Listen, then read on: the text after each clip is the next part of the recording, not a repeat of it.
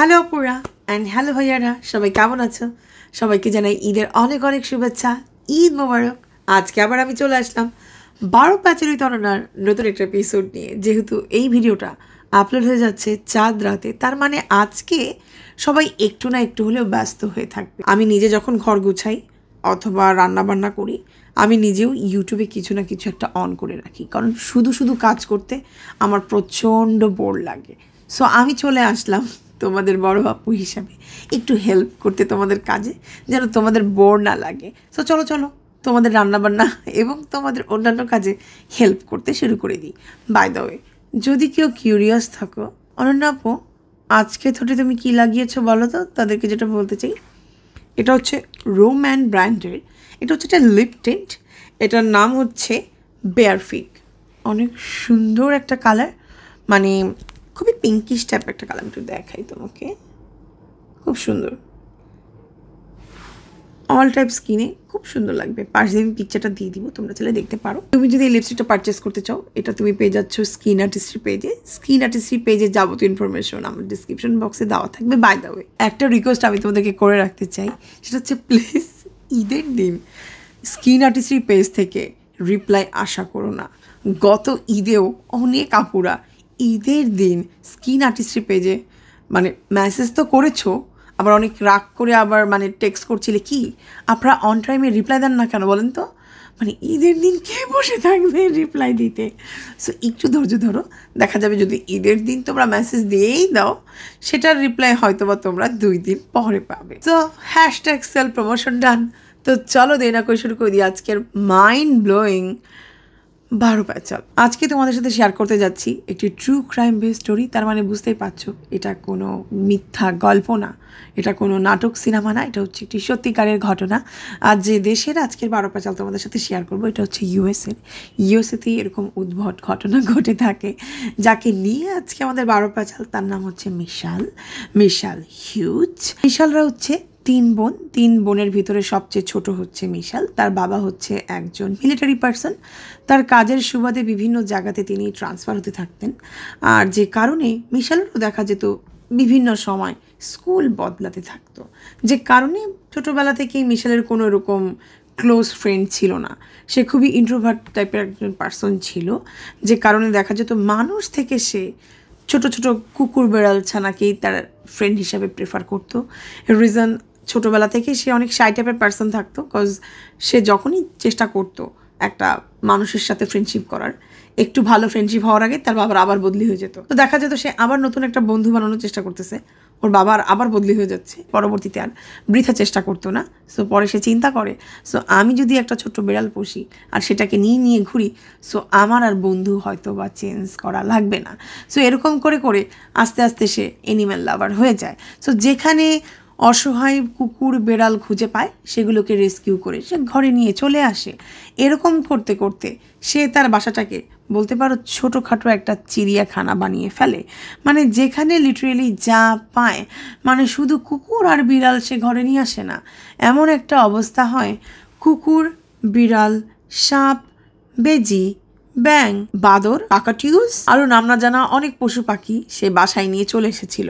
তার মায়ের strict rule ছিল, সে সব ধরনের পশু পাখি বাসায় আনতে পারবে সাপ আর বানর বাদে, কজ এই 2টা পশুকে তার মা ভয় পায়। পরবর্তীতে মিশেলের বাবা রিটায়ার্ড করে নিউ অরলিন্স সিটিতে সেটেল ডাউন হয়। তো এভাবে করেই মিশেলের লাইফটা খুব সুন্দর কাটছিল তার 12 বছর বয়স পর্যন্ত। যখন মিশেলের 12 বছর বয়স, তার বাবা মা ডিসাইড করে তারা ডিভোর্স নিবে। বাবা মার ডিভোর্সে মিশেল অনেক ফ্রাস্ট্রেটেড হয়ে যায়, মানে সে কখনোই ভাবতে পারে নাই যে তার বাবা মা ডিভোর্স নিয়ে নিবে। সো বাবা মার ডিভোর্সের পরই তার বাবার হঠাৎ করে মৃত্যু। এই সব কিছুর ভিতর দিয়ে 12 বছরের মিশেল বলতে পারো অনেক বড় একটা ডিপ্রেশনের ভিতর দিয়ে চলে যায়। এরপরে দেখা যায় মিশেলের ভিতরে অনেক বড় একটা চেঞ্জেস আসে, মানে খুবই কাইন্ড হার্টেড, সফট, সুইট মিশেল থেকে একেবারে একটা আমরা দেখতে পাই একটা রিবেলিয়াস তার একটা সাইড। যখন মিশেলের 12 বছর বয়স, তখন থেকেই তার লাইফটা একেবারে আস্তে আস্তে চেঞ্জ হওয়া শুরু হয়ে যায়। বিকজ তখন তার ডায়াগনোস হয় স্কোলিওসিস নামের একটা রোগে। এটা হচ্ছে এমন টাইপের একটা রোগ যে মানুষের যে শিরদাঁড়াটা আছে স্পাইনটা আস্তে আস্তে এরকম বাঁকা হতে থাকে। আর মিশেলেরটা এতটাই বাঁকা হয়ে যায় যে এটা ঠিক করার জন্য ওর স্পাইনে একাধিক পিন মারা হয়, যে কারণে দেখা যায় যে ওর মানে যে স্পাইনটা আছে এটা অনেক স্টিভ হয়ে যায়, মানে চাইলেও ও মানুষের মতো ফ্লেক্সিবলি কোমরটা আর মুভ করতে পারবে না, যেখানে ওর ছোটোবেলা থেকেই ডান্সার হওয়ার অনেক ইচ্ছা ছিল। সো এটা করার পর মানে যখন থেকে ওর এই সার্জারিটা হয় ও একটু ক্র্যাঙ্কি হয়ে যায়। এই সার্জারিটা হওয়ার কিছুদিনের ভিতরে ওর বাবা মার হয়ে যায় ডিভোর্স। এটা নিয়েও ওর মেজাজ অনেক খারাপ থাকে। তো যাই হোক, এভাবে বেশ কিছুদিন যেতে থাকে। এর ভিতরেই হঠাৎ করে মিশেল জানতে পারে তার বাবা মারা গেছে। সো সব কিছু মিলিয়ে মানে মিশেলের 12 থেকে 13 বছরের এই জার্নিটা মানে খুবই বলতে পারো অনেক আপস অ্যান্ড ডাউনস বলতে পারি আমরা, একটা ট্রানজিশন যায়। যখন ওর 14 বছর বয়স, বাসায় কাউকে না বলে ওর বড় বোন, যার ওই মুহূর্তে বয়স ছিল 18 বছর, তার আইডি কার্ড চুরি করে ও নিউ অর্লিন থেকে পালিয়ে চলে যায় নিউ ইয়র্ক সিটিতে, সে মডেল হবে। মিশেলের ব্যাপারে একটা জিনিস, আমি মিশেলের কেসটা স্টাডি করতে যে আমি যে জিনিসটা খেয়াল করেছি, মিশেলের ভিতরে মানুষকে কনভিন্স করার এক্সট্রিম লেভেলের একটা পাওয়ার আছে। মিশেল তো এমনিই দেখতে সুন্দর, অলরেডি তোমরা তার পিকচার দেখেছো। অন্যরকম একটা মায়াবী একটা ভাব আছে ওর চেহারার ভিতরে। ওর চোখ, আমি জানি না, ওর চোখ অন্যরকম সুন্দর। 14 বছরের একটা মেয়ে 90s সময় কোনো টাকা পয়সা না নিয়ে নিউ অর্লিন থেকে চলে আসছে নিউ ইয়র্ক সিটিতে মডেল হওয়ার জন্য। সে কিন্তু কাউকে চিনে না, কাউকে জানে না, মডেলিংয়ের দুনিয়ার সম্বন্ধে তার কোনো আইডিয়া নাই, মানে সে কিচ্ছু বুঝে না। সামহাও সে একটা মডেল প্যাটকে খুঁজে বের করছে, তাকে যেভাবেই হোক তার প্রেমে ফেলছে এবং তাকে সে কনভিন্স করে ফেলছে যে আমি মডেল হতে চাই এবং তুমি আমাকে একটা মডেল এজেন্সিতে ভর্তি করাবা। এবং সে তাকে একটা মডেল এজেন্সিতে ঢুকায়ও ফেলে এবং 3 বছর তার সাথে প্রেম করে এবং তারা একসাথে লিভিংও করে। বাট মিশেল তো মিশেলই, তার কোনো জায়গায় বেশি দিন মন টিকে না। একদিন প্যাট যখন তার কাজে ছিল, প্যাথের গাড়ি চালায়, মিশেল লিটারেলি প্যাথকে না জানায় চলে আসছে। তার মানে কি দাঁড়ালো, প্যাথের গাড়িটা চুরি করেও নিয়ে চলে আসছে। নিউ অর্লিনে যাওয়ার পর মিশেল চিন্তা করে সে আবার পড়াশোনা স্টার্ট করবে, যে কারণে জেন্টেলম্যান ক্লাবে অ্যাজ এ পার্ট টাইমার সে কাজ করা স্টার্ট করে। সপ্তাহে 3 দিন সে রাত্রে ডান্সার হিসাবে সেখানে কাজ করে, যেটা তার মা একদমই পছন্দ করে না। বাট মিশেল যেহেতু পড়াশোনার জন্য দ্রুত টাকা জমাতে চাইতো, তাই ও ওর মাকে রিকোয়েস্ট করতো যেন এ ব্যাপারে ওর মা একদমই না গলায়। বাট একবার মিশেল জেন্টেলম্যান ক্লাবে যেয়ে জানতে পারে যে এই ক্লাবের থেকেও আরও বড় একটা ক্লাব আছে যার নাম হচ্ছে দ্য বুশ। এটা হচ্ছে অ্যালাস্কাতে, যেখানে গেলে আরও বেশি টাকা ইনকাম করা যায়। এটা জানার পর মিশেল চিন্তা করে ওকে ফাইন, তাহলে আমি সেখানে যেই আমি আরও দ্রুত টাকা কামাবো, যেন সেই টাকা দিয়ে আমি আরও দ্রুত পড়াশোনা স্টার্ট করতে পারি। তাহলে আমার মায়ের মানে এই যে এত ঘ্যান এত আর্গুমেন্ট, তাহলে এটা আমি আরও দ্রুত বন্ধ করতে পারবো। সো এই প্ল্যান নিয়ে সে চলে যায় অ্যালাস্কাতে দ্য বুশে। নিউ অর্লিনের জেন্টেলম্যান ক্লাবে মিশেল যেখানে প্রথমে কাজ করতো, সেটা হচ্ছে এমন টাইপের একটি ক্লাব ছিল যেখানে দেখা যেত উইকেন্ডে মোটামুটি 100-200 মানুষ আসতো, যেখানে সে ড্যান্স করতো। আর রাইট নাও অ্যালাস্কার বুশ নামের যে ক্লাবটাতে সে জয়েন করেছে, এটা হচ্ছে এমন টাইপের একটা জায়গা যেখানে প্রতিদিনই 400-500 পুরুষ মানুষ আসে জাস্ট মদ খেতে আর এনজয় করতে। সোজা বাংলায় বলতে গেলে আমেরিকার ট্রাক ড্রাইভারদের একটা হোটেলখানা, যেখানে ওরা এসে মদ খায়, রিল্যাক্স করে, মেয়েদের নাচ দেখে। সেখানে মিশেল এসেছে নাচা গাওয়া করে টাকা ইনকাম করতে। এই টাকা দিয়ে সে পড়াশোনা করবে। একেবারে বুঝে নিছো তোমরা? সো এখানে যে টাইপের মেয়েরা অ্যাকচুয়ালি নাচা গানা করে, মিশেল প্রথম থেকে হচ্ছে একটা চালাক টাইপের মেয়ে। ও এখানে আসার পরে যেটা বুঝতে পারে, এখানে যে টাইপের মেয়েরা আছে ওদের যে কোয়ালিফিকেশন সেটার সাথেও একদমই যায় না। যেহেতু হচ্ছে এটা ডান্স ক্লাব, এখানের মেয়েগুলা হচ্ছে অনেক টল, অনেক কার্ভি, অনেক সেক্সি, ওরা দেখতে অনেক সুন্দর, ওদের বডি ফিগার অনেক সুন্দর, ওরা অনেক সুন্দর নাচে গায়, সেই অনুযায়ী মিশাল দেখতে অনেক সুন্দর, বাট ও খাটো, আর যেহেতু ওর স্পাইনে পিন লাগানো, সো একদম রোবটের মতো স্টিপ, ও একদমই নাচতে পারে না। সো কোনো মতেই এই মেয়েগুলোকে যদি সে কম্পিটিটর বানায়, সো সে এখানে কখনোই দাঁড়াতে পারবে না, আর এখান থেকে সে কখনোই টাকা ইনকাম করতে পারবে না। সো প্রথমে ও যেটা করে, মেয়েদের সাথে খুবই ভালো ফ্রেন্ডশিপ করে, এবং মেয়েদেরকে ও যেটা বুঝিয়ে দেয় প্রথমেই যে তোমার কাস্টমারগুলোকে কখনোই আমি নিব না, তোমার কাস্টমার কখনোই আমার না, তোমরা বলে দিও কোনগুলো তোমার কাস্টমার, তাদের কাছে আমি কখনোই যাব না। সো এটা শুনেই যখন মেয়েগুলো বুঝতে পারে যে এই মেয়ে এসে আমার বিজনেসে কখনোই হ্যাম্পার করবে না, সো মেয়েরা কখনোই ওকে ডেঞ্জারের চোখে দেখে না, যে ওকে ফাইন, ঠিক আছে, ও আমার ঝামেলা করবে না, আমার ক্লায়েন্ট নিবে না, তো আমার কোনো মাথা ব্যথা নাই। প্রথম কাজ এটা করে। দ্বিতীয় প্ল্যান মিশেলের যেটা থাকে, সবাই তো নাচে গায়, নাচা গানা করে টাকা পয়সা নিয়ে যায়, ও চিন্তা করে আমি বসে বসে ক্লায়েন্টের দুঃখের কথা শুনবো, যেহেতু আমি নাচতে পারি না, গাইতে পারি না, আমি বসে বসে মানুষের কষ্টের কথা শুনবো। মানে ও এমন একটা প্ল্যান বানায় যে গতকালও যে ক্লায়েন্টটা এসেছিল, আমি নিজে থেকেই কালকের পরের গল্পটুক শুনতে চাবো, ওই যে তুমি অতটুক বলেছিলে তারপর কি হয়েছিল। মানে ক্লায়েন্ট মানে চিন্তা করবে, মানে ও আমার কথা মনে রাখছে, মানে আমাকে ইম্পর্টেন্স দিছে, মানে অ্যাকচুয়ালি মানে ও আমার কথা চিন্তা করে, মানে ও এমনভাবে মানুষদেরকে প্রায়োরিটি দিত, মানুষ যেন মনে করে যে আমি ওর জন্য স্পেশাল। ও এরকম করে করে ও নিজের আলাদা বলতে পারো একটা ক্লায়েন্টদের মানে জোগাড় করে ফেলে। দ্য বুশ নাইট ক্লাবে মিশেলের স্টেজ নেম ছিল ববি জো। সো ববি জো পার নাইটে মানুষের দুঃখের কথা শুনে 90s সময় সে ইনকাম করত $3000 থেকে $4000 পর্যন্ত। যেসব মানুষরা ক্লাবে প্রতিদিন নাচা গানা দেখতে আসে, তারা জানে যে এই মেয়েগুলা যতক্ষণ পর্যন্ত পকেট থেকে তুমি টাকা না দিবা, তারা তোমার সামনে নাচা গানা করবে, যেই তুমি টাকা দিবা টাকা নিয়ে মেয়েগুলো চলে যাবে। সো মিশেল একটা স্ট্র্যাটেজি বানায় যে টাকা চাবেই না, এমন একটা ভাব দেখাবে যে তোমার সাথে ও গল্প করার জন্যই তোমার পাশে আসে। ও ক্লায়েন্টদের সাথে একটা ফ্রেন্ডশিপ গড়ে তোলে, যে কারণে ওর যারা ক্লায়েন্ট থাকে ওকে টাকা তো দেয়, এর সাথে সাথে ওরা গিফট দেওয়াও স্টার্ট করে দেয়।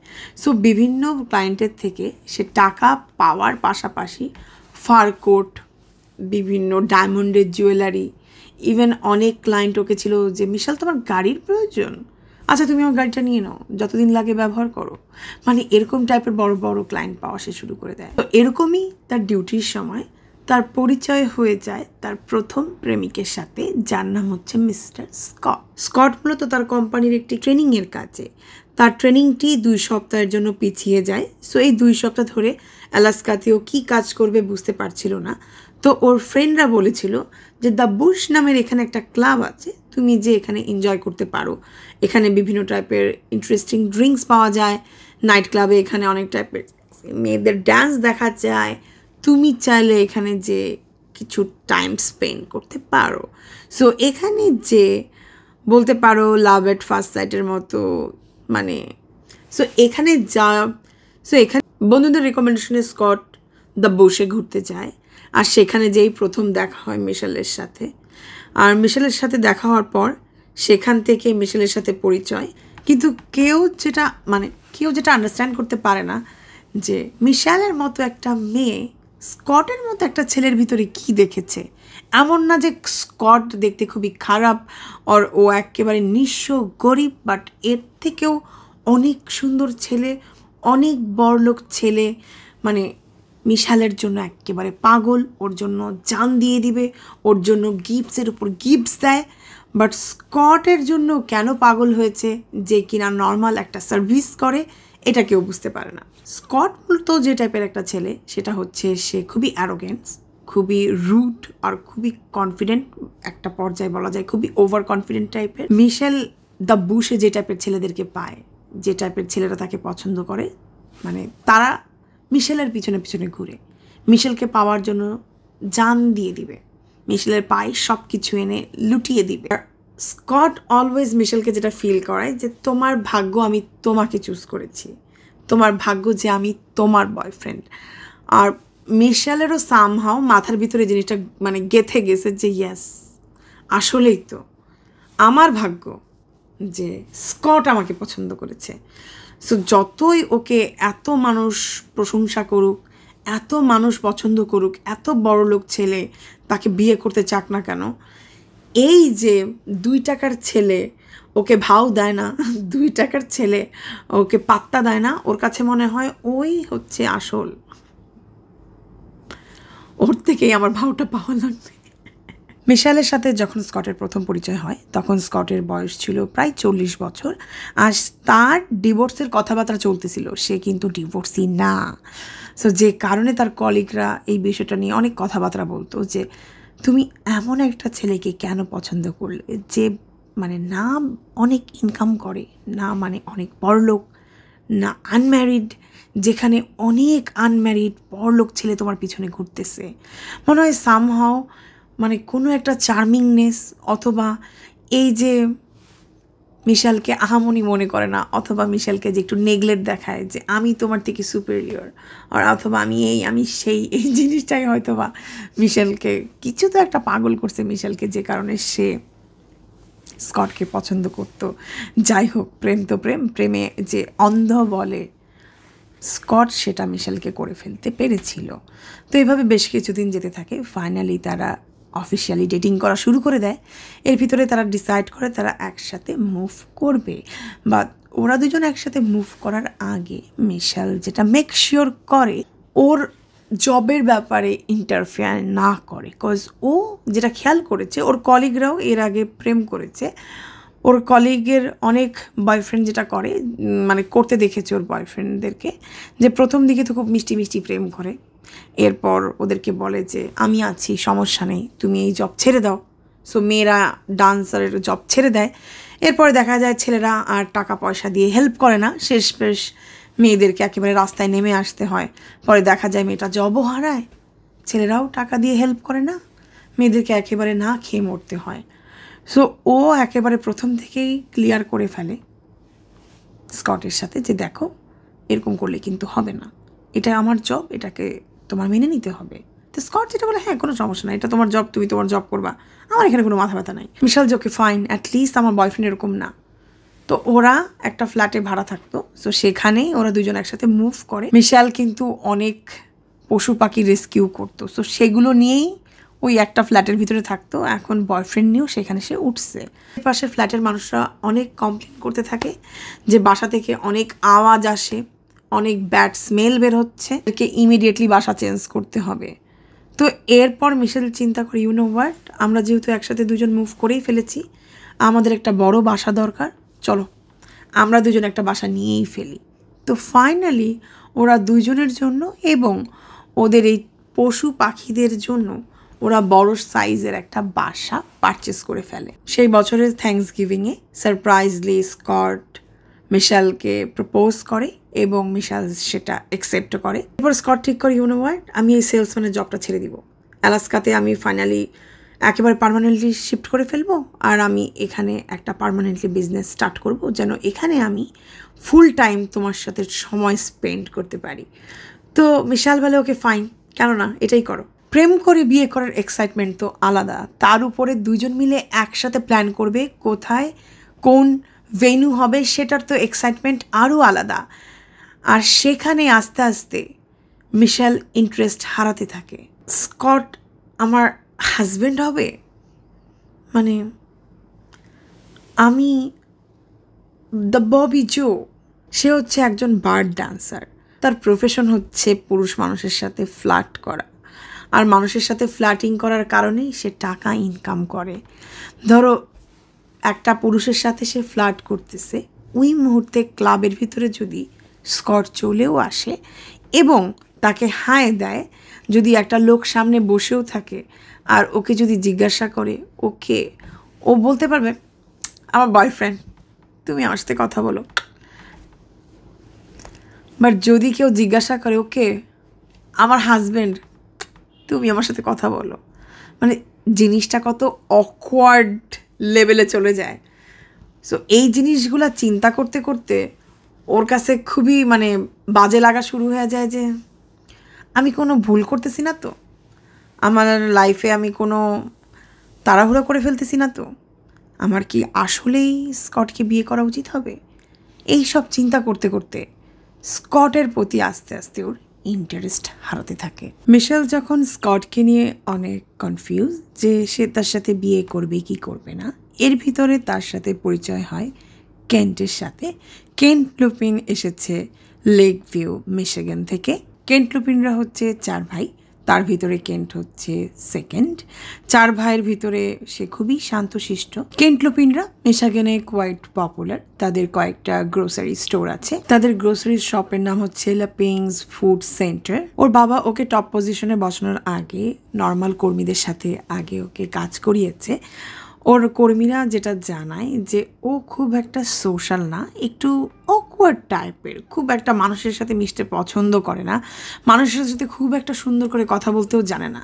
মানে ও যদি জোকসও বলার চেষ্টা করে, কোন জায়গায় কোন জোকস বলতে হয় ওটা সেটাও জানে না ও, যে কারণে মানে আজ পর্যন্ত খুব একটা ভালো ফ্রেন্ডও সে তৈরি করতে পারে নাই, যে কারণে ওর আর যে 3টা ভাই আছে ওকে নিয়ে বলতে পারো একটু হাসি ঠাট্টা করে।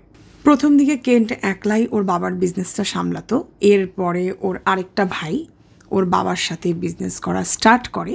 তো ওর ভাই কাজ করতে করতে যেটা খেয়াল করে যে বিজনেসে কিছু টাকা মিসিং।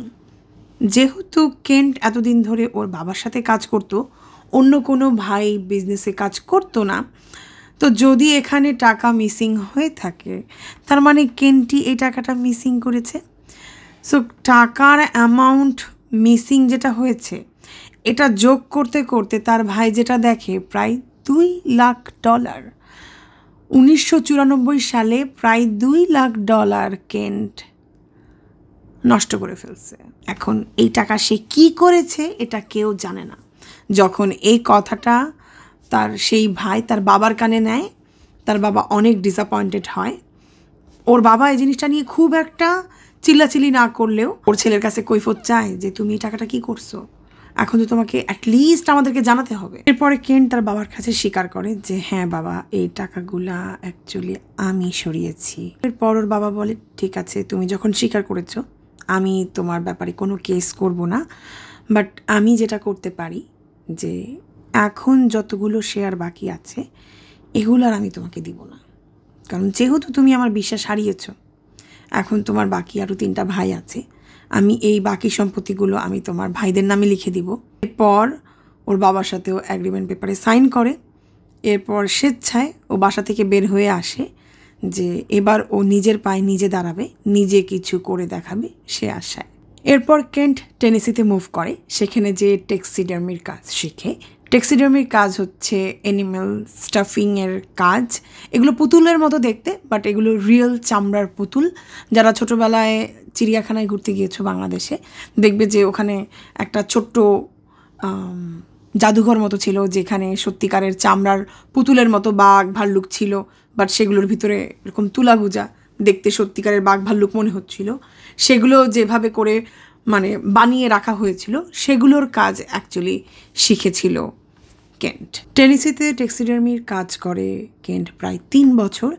আর তার বাবা মার ভাষ্যমতে কেন্ট এই 3 বছরে নিজেকে প্রায় অনেক ইমপ্রুভ করে। তার বাবা মায়ের সাথে তার রিলেশনশিপও অনেক ভালো ইমপ্রুভ করে। আর টেক্সিডার্মির কাজ শিখতে শিখতে তার মানুষের সাথেও অনেক বলতে পারো রিলেশনশিপটাও ভালো হয়। মানে এখন সে মানুষের সাথে খুবই ভালোভাবে সোশ্যালাইজ হতে পারে, এবং এর সাথে সাথে তার ভাইদের সাথেও তার সুসম্পর্ক ধীরে ধীরে গড়ে ওঠে। এরপর কেন্টের বাবা মা কেন্টকে অফার করে যে চলো আমরা 3 জন মিলে কোথা থেকে ঘুরে আসি। এরপর তারা 3 জন মিলে রিনোতে ঘুরতে যায়। আর সেখানে যে একজন ফিশারম্যানের সাথে কেন্টের পরিচয় হয়, যে কিনা এসেছে অ্যালাস্কা থেকে। তার সাথে ইমিডিয়েটলি কেন্টের অনেক ভালো সম্পর্ক হয়ে যায়। কেন্টের কাছে মূলত এই হান্টিং, ফিশিং, এই পানিতে বোট নিয়ে ঘুরে বেড়ানো এই জিনিসটা অনেক ভালো লাগে।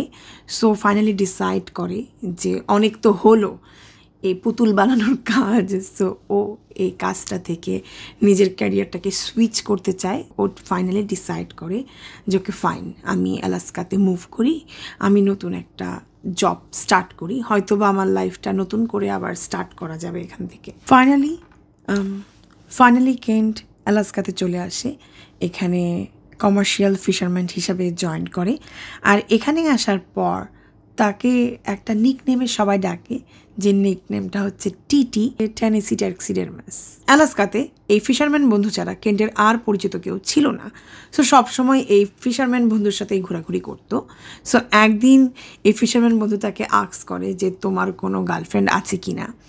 তো কেন্ট যেটা জানায় যে আজ পর্যন্ত এই 30 বছর বয়সে তার কোনো গার্লফ্রেন্ডই হয়নি। এটা শুনে তার এই ফিশারম্যান বন্ধু খুবই হতাশ হয় যে তোমার 30 বছর বয়স আর তুমি একটা প্রেম করো নাই, চলো তোমাকে বুশে নিয়ে যাই, এখানে তুমি গার্লফ্রেন্ড আর গার্লফ্রেন্ড পাবা, সব ডান্সার তোমার চারপাশে শুধু নাচতে থাকবে, জাস্ট তুমি খালি টাকা উড়াবা। সো সেখানে তাকে ঘুরতে নিয়ে যায় তার বন্ধু। আর সেখানে যাওয়ার পর প্রথমবারের মতো কেন্টের সাথে পরিচয় হয় মিশেলের। আর মিশেলকে দেখার সাথে সাথে কেন্টের লাভ অ্যাট ফার্স্ট সাইট হয়ে যায়। মিশেলের সাথে তার পরিচয়ের কিছুদিনের মাথায় সে লিটারেলি মিশেলের প্রেমে পড়ে যায়। এখন মিশেল তার প্রেমে কতটুকু পড়েছে সেটা নিশ্চিত হয়ে বলা যাচ্ছে না, বাট মিশেলের প্রেমে সে পড়ার সাথে সাথে কয়েক সপ্তাহের মাথায় সে তার বাবা মাকে ফোন দিয়ে বলে দেয়, বাবা মা আমি আমার স্বপ্নের মেয়েকে পেয়ে গিয়েছি, আমি কিছুদিনের ভিতরে তাকে প্রপোজ করবো অ্যান্ড তাকে বিয়ে করে ফেলবো। ওর বাবা মা অবাক। এর রিজন 30 বছর ধরে আজ পর্যন্ত তার ছেলে কোনো মেয়ে জোগাড় করতে পারলো না যেখানে তার অন্যান্য ভাইরা তাকে মনে করত। মাত্র অ্যালাস্কাতে যাওয়ার 2 থেকে 3 সপ্তাহের ভিতরে আমার ছেলে মানে গার্লফ্রেন্ড খুঁজে পেয়ে গেছে আর তাকে সে বিয়ে করতে চায়। মা বাবা তো পুরাই অবাক। এবং কেন্ট তার বাবা মাকে এটাও জানায় যে আমি রিসেন্টলি আমার গার্লফ্রেন্ডের সাথে মুভ করতেছি।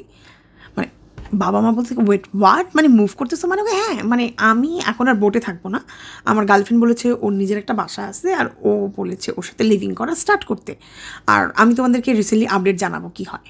এই কথা বলে কেন্ট ফোনটা রেখে দিছে। আমি জানি এখন তোমরা একটু প্যাচে পড়ে গেছো, যাবো কি বলতেছো তুমি, বিকজ অলরেডি তুমি আমাদের সাথে শেয়ার করছো যে স্কট আর মিশেল অলরেডি এঙ্গেজড, ওরা রিসেন্টলি বিয়ে করতেছে আর ওরা দুইজন মিলে একটা বাসায় অলরেডি থাকে।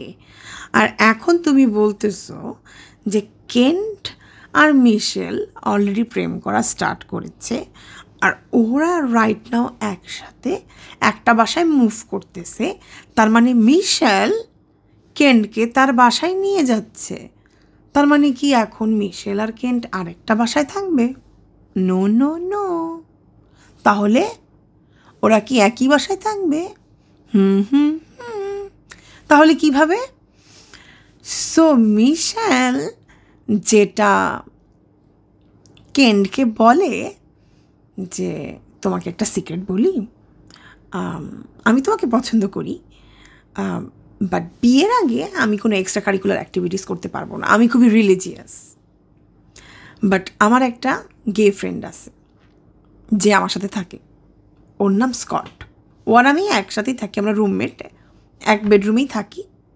আমাদের একটাই বেডরুম, উপরে একটাই মাস্টার বেডরুম, তো একসাথে বাসা কিনছি, আমরা একটা বেডরুমেই থাকি। তুমি এখন আমাদের বাসার কাউচে থাকবা, নিচের রুমে, হোপফুলি তোমার কোনো সমস্যা হবে না। পরে যখন আস্তে আস্তে আমরা আর একটু আমাদের রিলেশনশিপটা ক্লোজ হতে থাকবে আর ও যখন এখান থেকে চলে যাবে তখন তুমি আর আমি একসাথে বেডরুমে শিফট হব, ঠিক আছে? কেন্ট মিশেলের প্রেমে এতটাই অন্ধ, ও একটা বার সেকেন্ড থট দেয় নাই যে কেন একটা মেয়ের যদি একটা গে ছেলে ফ্রেন্ড থাকে ওরা কেন একটা মাস্টার বেডরুম শেয়ার করে একসাথে থাকবে, আর আমি ওর বয়ফ্রেন্ড হয়ে ওর বাসায় মুভ করলে কেন আমাকে কাউচে ঘুমাতে দিবে আর ওরা দুজন কেন একসাথে একটা বেডরুম শেয়ার করবে? অবশ্য কোনো সমস্যা নাই, তুমি আমাকে ভালোবাসো, আমাকে তোমার কাছে রাখবে, আমি এতেই রাজি।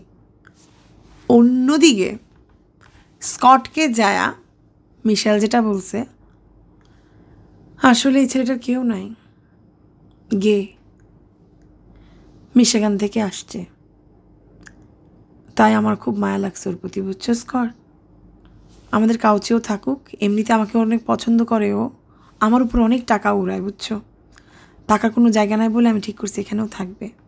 তোমার কোনো সমস্যা নেই তো? স্কট যেহেতু ওর কাজে অনেক ব্যস্ত, এর ভিতরে ওর আবার এক ডিভোর্সের ঝামেলাও চলতেছে, তার ভিতরে গার্লফ্রেন্ডের সাথে ওর বিয়ের ঝামেলাও চলছে। সো এত কিছু নিয়ে প্রথম দিকে স্কটের মাথায় এত কিছু আসে না। স্কট বলছে ওকে ফাইন, কোনো সমস্যা নেই। সো লিটারেলি 2টা বয়ফ্রেন্ড নিয়ে ও একই বাসায় থাকা স্টার্ট করে দেয়। আর 2টা বয়ফ্রেন্ডের একটা বয়ফ্রেন্ডও জানে না যে এরা দুজনই হচ্ছে ওর বয়ফ্রেন্ড। 2টা ছেলেই 2জনকে গে ভাবে। এইভাবে করে 3জন বেশ কিছুদিন থাকতে থাকে। এর ভিতরে মিশেলের লাইফে আরেকজন পুরুষ এন্ট্রি করে, যার নাম হচ্ছে জন কার্লেন। এখন জনের একটা ছেলেও আছে যার নাম জন জুনিয়র। সো তো জন সিনিয়র এবং জন জুনিয়র বলেই ডাক। তো জন সিনিয়র রিসেন্টলি আলাস্কাতে মুভ করেছে তার ওয়াইফের জন্য, কজ তার ওয়াইফ প্রচণ্ড সিক। কিছুদিন আগেই তার ওয়াইফ আলাস্কাতে ঘুরতে এসেছিল, আর ঘুরতে এসে তার এই জায়গাটা প্রচণ্ড পছন্দ হয়েছিল। এর পাশাপাশি তার যে জিনিসটা ভালো লাগে যে এখানকার হেলথ কেয়ারও অনেক ভালো, এখানকার ডক্টরও অনেক ভালো, এই জায়গার পরিবেশটাও তার কাছে খুবই ভালো লাগে।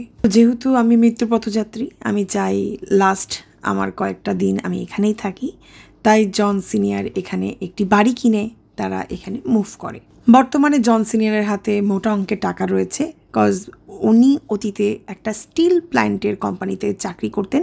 সেখানে কাজ করার কারণে তার বডিতে একটা রোগ হয় যেটা হচ্ছে ব্লাড পয়জনিং, যেটার কারণে আস্তে আস্তে তার অনেক অর্গান নষ্ট হতে থাকে, যে কারণে তিনি কোম্পানির নামে কেস করেন। আর সেই কেসের কারণে কোম্পানির পক্ষ থেকে তিনি $8 লাখ পান। সো যেহেতু তার হাতে এই $8 লাখ এসেছে, সো তিনি তার মনের যত শখ আছে টুকিটাকি এই শখ আহ্লাদগুলো এখন তিনি পূরণ করে বেড়াচ্ছেন। দিনের ভিতরে জন সিনিয়রের ওয়াইফ মারা যায়।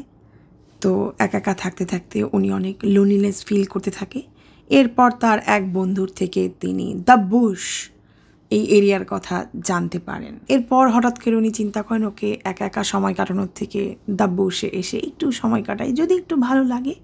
তো এখানে আসার পর প্রথমবারের মতো তার পরিচয় হয় মিশেলের সাথে, AKA দ্য ববি জো। তার ওয়াইফের মৃত্যুর পর সে কখনো কারোর সাথে ডেট করতে চায় নাই। এমন না যে সে তার ওয়াইফকে অনেক পছন্দ করে, তাই তার কনফিডেন্স অনেক কম ছিল, কজ সে অনেক অসুস্থ, তার শরীর কখনো ভালো থাকে না। তার মতে সে মেবি শারীরিকভাবে অক্ষম এক্সট্রা কারিকুলার অ্যাক্টিভিটিস করতে। এরপরে সে ওভারওয়েট, মাথায় টাক, তাকে কে ভালোবাসবে। বা সে যখন এসে দেখলো খুব সুন্দরী একটা মেয়ে তার সাথে এত সুন্দর করে কথা বলতেছে, তাকে এত সময় দিচ্ছে, তার এত কেয়ার নিচ্ছে, যার নাম হচ্ছে ববি জো, AKA মিশেল, যাকে দেখে সে এক নজরেই প্রেমে পড়ে যায়। যখনই মিশেল ববি জো ড্যান্স ফ্লোরে আসতো, ইনস্ট্যান্টলি যত টাকা পকেটে থাকতো জন সিনিয়রের সব টাকা মিশেলের গায়ের উপরে লুটাই ফেলতো। মিশেল তো এই ট্রিকটাই খেলতো জন সিনিয়রের উপরে। জন সিনিয়রের মতো কাস্টমারের জন্যই তো মিশেল এত দিন ধরে দ্য বুশে তার ক্যারিয়ারটাকে বানায় রাখছে। জন সিনিয়রকে মিশেল লিটারালি তার একটা পিগি ব্যাংক বানায় ফেলছে, যে ও জানে যে কিভাবে তার কাস্টমার থেকে তার টাকা উঠায় নিয়ে আসতে হবে। স্কট মিশেলের ফিয়ন্সি এরপর থেকে আস্তে আস্তে একটু বিরক্ত হতে থাকে যে ওকে ফাইন, একটা গে সুগার ড্যাডিকে তুমি ঘরে রাখছো যে তোমাকে অনেক টাকা দেয়, তোমার অনেক প্যাম্পার করে, এখন আরেকটা বুড়া সুগার ড্যাডিকে তুমি জোগাড় করছো যে সারাক্ষণ তোমার চারপাশে ঘুরে। সব সময় তো এগুলো ভালো লাগে না মিশেল। আমাদের বিয়ের কথাবার্তা চলতেছিল, এটা কি পিছাচ্ছ, আর কত আমাদের বিয়েটা পিছাবা? আমি তোমাকে বলছি যে আমরা সেটেল ডাউন হব। স্কট মিশেলকে বলতে থাকে আমি তোমাকে বলেছি আমি সেটেল ডাউন হতে চাই, আমি আমার লাইফটা স্টার্ট করতে চাই, বিকজ আমারও বয়স হয়ে যাচ্ছে, এভাবে আমার তো আর হবে না। তো মিশেল ওকে ইনাই বিনায় ওকে বলতে থাকে আর কিছুদিন দাও, তুমি আমাকে আর কিছুদিন দাও। জন সিনিয়র হঠাৎ করেই মিশেলকে আক্স করে বসে যে আমার কাছে অনেক টাকা আছে, আমি আর আমার ছেলে ঠিক করেছি আমরা ইউরোপ ট্যুরে যাব, মিশেল তুমি কি আমাদের সাথে যাবে? মিশেল চোখ বড় বড় করে বলে ইউরোপ ট্যুর, আমার অনেক যাওয়ার ইচ্ছা, আমাকে আপনি নেবেন? তো জন সিনিয়র বলছে ওয়াই নট, চলো যাই। তো বাসায় নাচতে নাচতে মিশেল ফিরে যেটা বলে স্কটকে, এক কাজ করো, আমার এনিমেলদেরকে তুমি দেখাশোনা করো, ওদেরকে তুমি খাওয়া দাওয়া দাও, আমি তো চললাম জন সিনিয়রের সাথে। তো এই কথাটা শুনে লিটারেলি স্কট খেপে যায় যে এতদিন তো সুগার ড্যাডিদের থেকে তুমি টাকা নিতে, এখন ওদের সাথে তুমি ট্রিপে যাওয়া শুরু করবে, এটা কি বাড়াবাড়ি হচ্ছে না? তো মিশেল যেটা বলে, লিসেন, উনি আমার বড় ভাইয়ের মতো, না না বড় ভাই বললে ভুল হবে, বলতে পারো বয়সের দিক দিয়ে উনি আমার বাবার মতো। এরপরে উনি এক্সট্রা কারিকুলার অ্যাক্টিভিটিস করতে পারেন না, উনি অসুস্থ, উনি যে কোনো মুহূর্তে মারা যেতে পারেন। ওনার একটা জাস্ট সাথে থাকার মতো একজন মানুষের দরকার যে ওনার বউয়ের কষ্ট ভুলিয়ে রাখতে পারে। এর বিনিময়ে কেউ যদি আমাকে টাকা দেয় আর তার বিনিময়ে যদি আমি একটা ইউরোপ ট্যুর দিয়ে আসতে পারি, তাতে তোমার সমস্যা কোথায়? আর ইউ নো হোয়াট, এটা আমার জব, আর তুমি আমাকে কোনো কিছুতে না করতে পারো না। সো এই কথা বলে ওর বয়ফ্রেন্ডের সাথে ঝগড়া করে জাস্ট ও ইউরোপ ট্যুরে চলে যায় জন সিনিয়র এবং জন জুনিয়রের সাথে। আর লিটারেলি বাসায় তার কুকুর বিড়ালকে দেখার জন্য রেখে যায় স্কট আর কেন্টকে, যারা দুইজন দুজনকে ভাবতে থাকে গে। সো যখনই ইউরোপ থেকে মিশেল কল করতো, দুইজনই দৌড় দিয়ে ফোনটা ধরার চেষ্টা করতো যে হ্যালো মিশেল, হ্যাঁ কেমন আছো তুমি? তো দুজনই ভাবতো দুজনকে যে মিশেলের গুড ফ্রেন্ড, ও মনে হয় মিশেলের সাথে কথা বলার চেষ্টা করতেছে, আর দুজনই ভাবতো আহারে ওর মনে হয় মিশেল ছাড়া কেউ নাই, মিশেল একমাত্র ওর খুব ভালো ফ্রেন্ড। সো দুজনই দুজনকে বলতো আচ্ছা তুমি কথা বলে নাও আগে, তুমি কথা বলে নাও আগে। দুজনই দুজনেরকে অসহায় ভাবতো, আর দুজনই দুজনকে গিয়ে ভাবতো যে আহারে ওকে ওর ফ্যামিলি বের করে দিচ্ছে, আচ্ছা তুমি কথা বলে নাও আগে। আর ও ভাবতো যে ওকে ওর ফ্যামিলি বের করে দিচ্ছে, তাই ওর থাকার জায়গা নেই, তাই ও ভাবতো আচ্ছা তুমি কথা বলে নাও আগে। সো দুজনকেই আবার ফোনে মিশেল বলতো হে জান। ফাইনালি মিশেল ইউরোপ ট্যুর থেকে ব্যাক করে। ব্যাক করার কিছুদিনের পরেই জন সিনিয়র জন জুনিয়রকে নিয়ে মিশেলের বাসায় মুভ ইন করে। সো এখন মিশেলের বাসায় John junior, John senior, Kent and Scott and Michelle এখন সবাই একসাথে থাকে। মানে ওর বাসাটায় ও যেরকম হারানো কুকুর বিড়াল শিয়াল ইঁদুর ময়না টিয়া বেজি এগুলোর জায়গা দিত, এখন ও মনে হয় মানুষদেরও ধরে ধরে নিয়ে আসতেছে আর ওদেরকে এনে এনে রাখতেছে। শুধু তফাৎ হচ্ছে কুকুর বিড়ালগুলোকে ও এনে এনে পেলে খাওয়ায়, আর এই মানুষগুলো ওকে টাকা এনে এনে পেলে ওকে খাওয়ায়। সো এইভাবে ওরা পাঁচজন বেশ কিছুদিন একসাথে থাকতে থাকে। বাট বেশ কিছুদিন থাকতে থাকতে হঠাৎ করে মিশেলের বাসায় একটা বড় ফাঙ্গাস অর মোল্ড একটা জায়গাতে ধরা পড়ে, যেহেতু বেশিরভাগ আমেরিকানদের বাসা কাঠের হয়ে থাকে। সো এটা ঠিক করার জন্য পুরা বাসা থেকে সবাইকে বের হয়ে যেতে হবে। সো এতগুলো মানুষ কোথায় যাবে? তো এরপর জন সিনিয়র যেটা বলে, আমি আর আমার ছেলে আমাদের এত বড় বাসায় একাই তো থাকতাম, একটা কাজ করো, তোমরা সবাই মিলে আমাদের বাসায় মুভ করো, কোনো সমস্যা নেই, আমরা দুজন মিলে তোমাদের সবাইকে টেক কেয়ার করবো, কোনো প্রবলেম হবে না। তো কেন্ট আর মিশেল বলে ওকে ফাইন, চলো আমরা ওদের বাসায় মুভ করি। স্কট বলে হোয়াট এ বুলশিট, এসবের ভিতরে আমি নাই, আমি আবার আমার আগের জবে দরকার হলে ব্যাক করব, তোমাদের মতো বুলশিটদের সাথে আমি আর ব্যাক করতেছি না। এই বলে স্কট জাস্ট এখান থেকে চলে যায়। সো এখন জন সিনিয়রের বাসায় কেন্ট আর মিশেল মুভ করে। সো এখন ওই বাসায় আছে জন সিনিয়র, জন জুনিয়র, কেন্ট আর মিশেল। তো এরপর স্কট আবার ক্যালিফোর্নিয়াতে ব্যাক করে, তার নিজের জব স্টার্ট করে। বাট মাঝে মাঝে 2 সপ্তাহ 3 সপ্তাহ পর পর সে মিশেলকে দেখতে আসে। মানে এখন তাদের রিলেশনশিপ স্ট্যাটাসটা খুবই কনফিউজড, মানে আদৌ তাদের রিলেশনশিপটা কি আছে না নাই, মানে তারা এখনও ফিয়ন্সি আছে কি নাই, এটা এখন আর শিওর না। এখন শুরু হয়েছে আসল কনফিউজিংয়ের খেলা। যখন মিশেল আর কেন্ট জন সিনিয়রের বাসায় মুভ করে, এখন জন সিনিয়রের মাস্টার বেডরুমে জন সিনিয়র আর মিশেল এক ঘরে ঘুমায়। জন জুনিয়র মানে জন সিনিয়রের যে ছেলে আছে সে তার বেডরুমে ঘুমায় আর ড্রয়িং রুমে ঘুমাইতে দিছে কেন্টকে। কেন্ট একদমই জন সিনিয়রকে তার কম্পিটিটর মনে করতো না, কজ মিশেল আগে থেকে কেন্টকে বলে রাখছিল যে উনি শারীরিকভাবে অক্ষম এক্সট্রা কারিকুলার অ্যাক্টিভিটিস করার ক্ষেত্রে, আর ওনাকে আমি বড় ভাই অথবা বাবার চোখে দেখি, আর ওনার শরীরে অনেক অসুখ, আর ওনার রিসেন্টলি বউ মারা গেছে, তো উনি একা একা ফিল করে, তো তাই আমি ওনার সাথে শুই, তুমি জিনিসটাকে আবার অন্য চোখে দেখো না।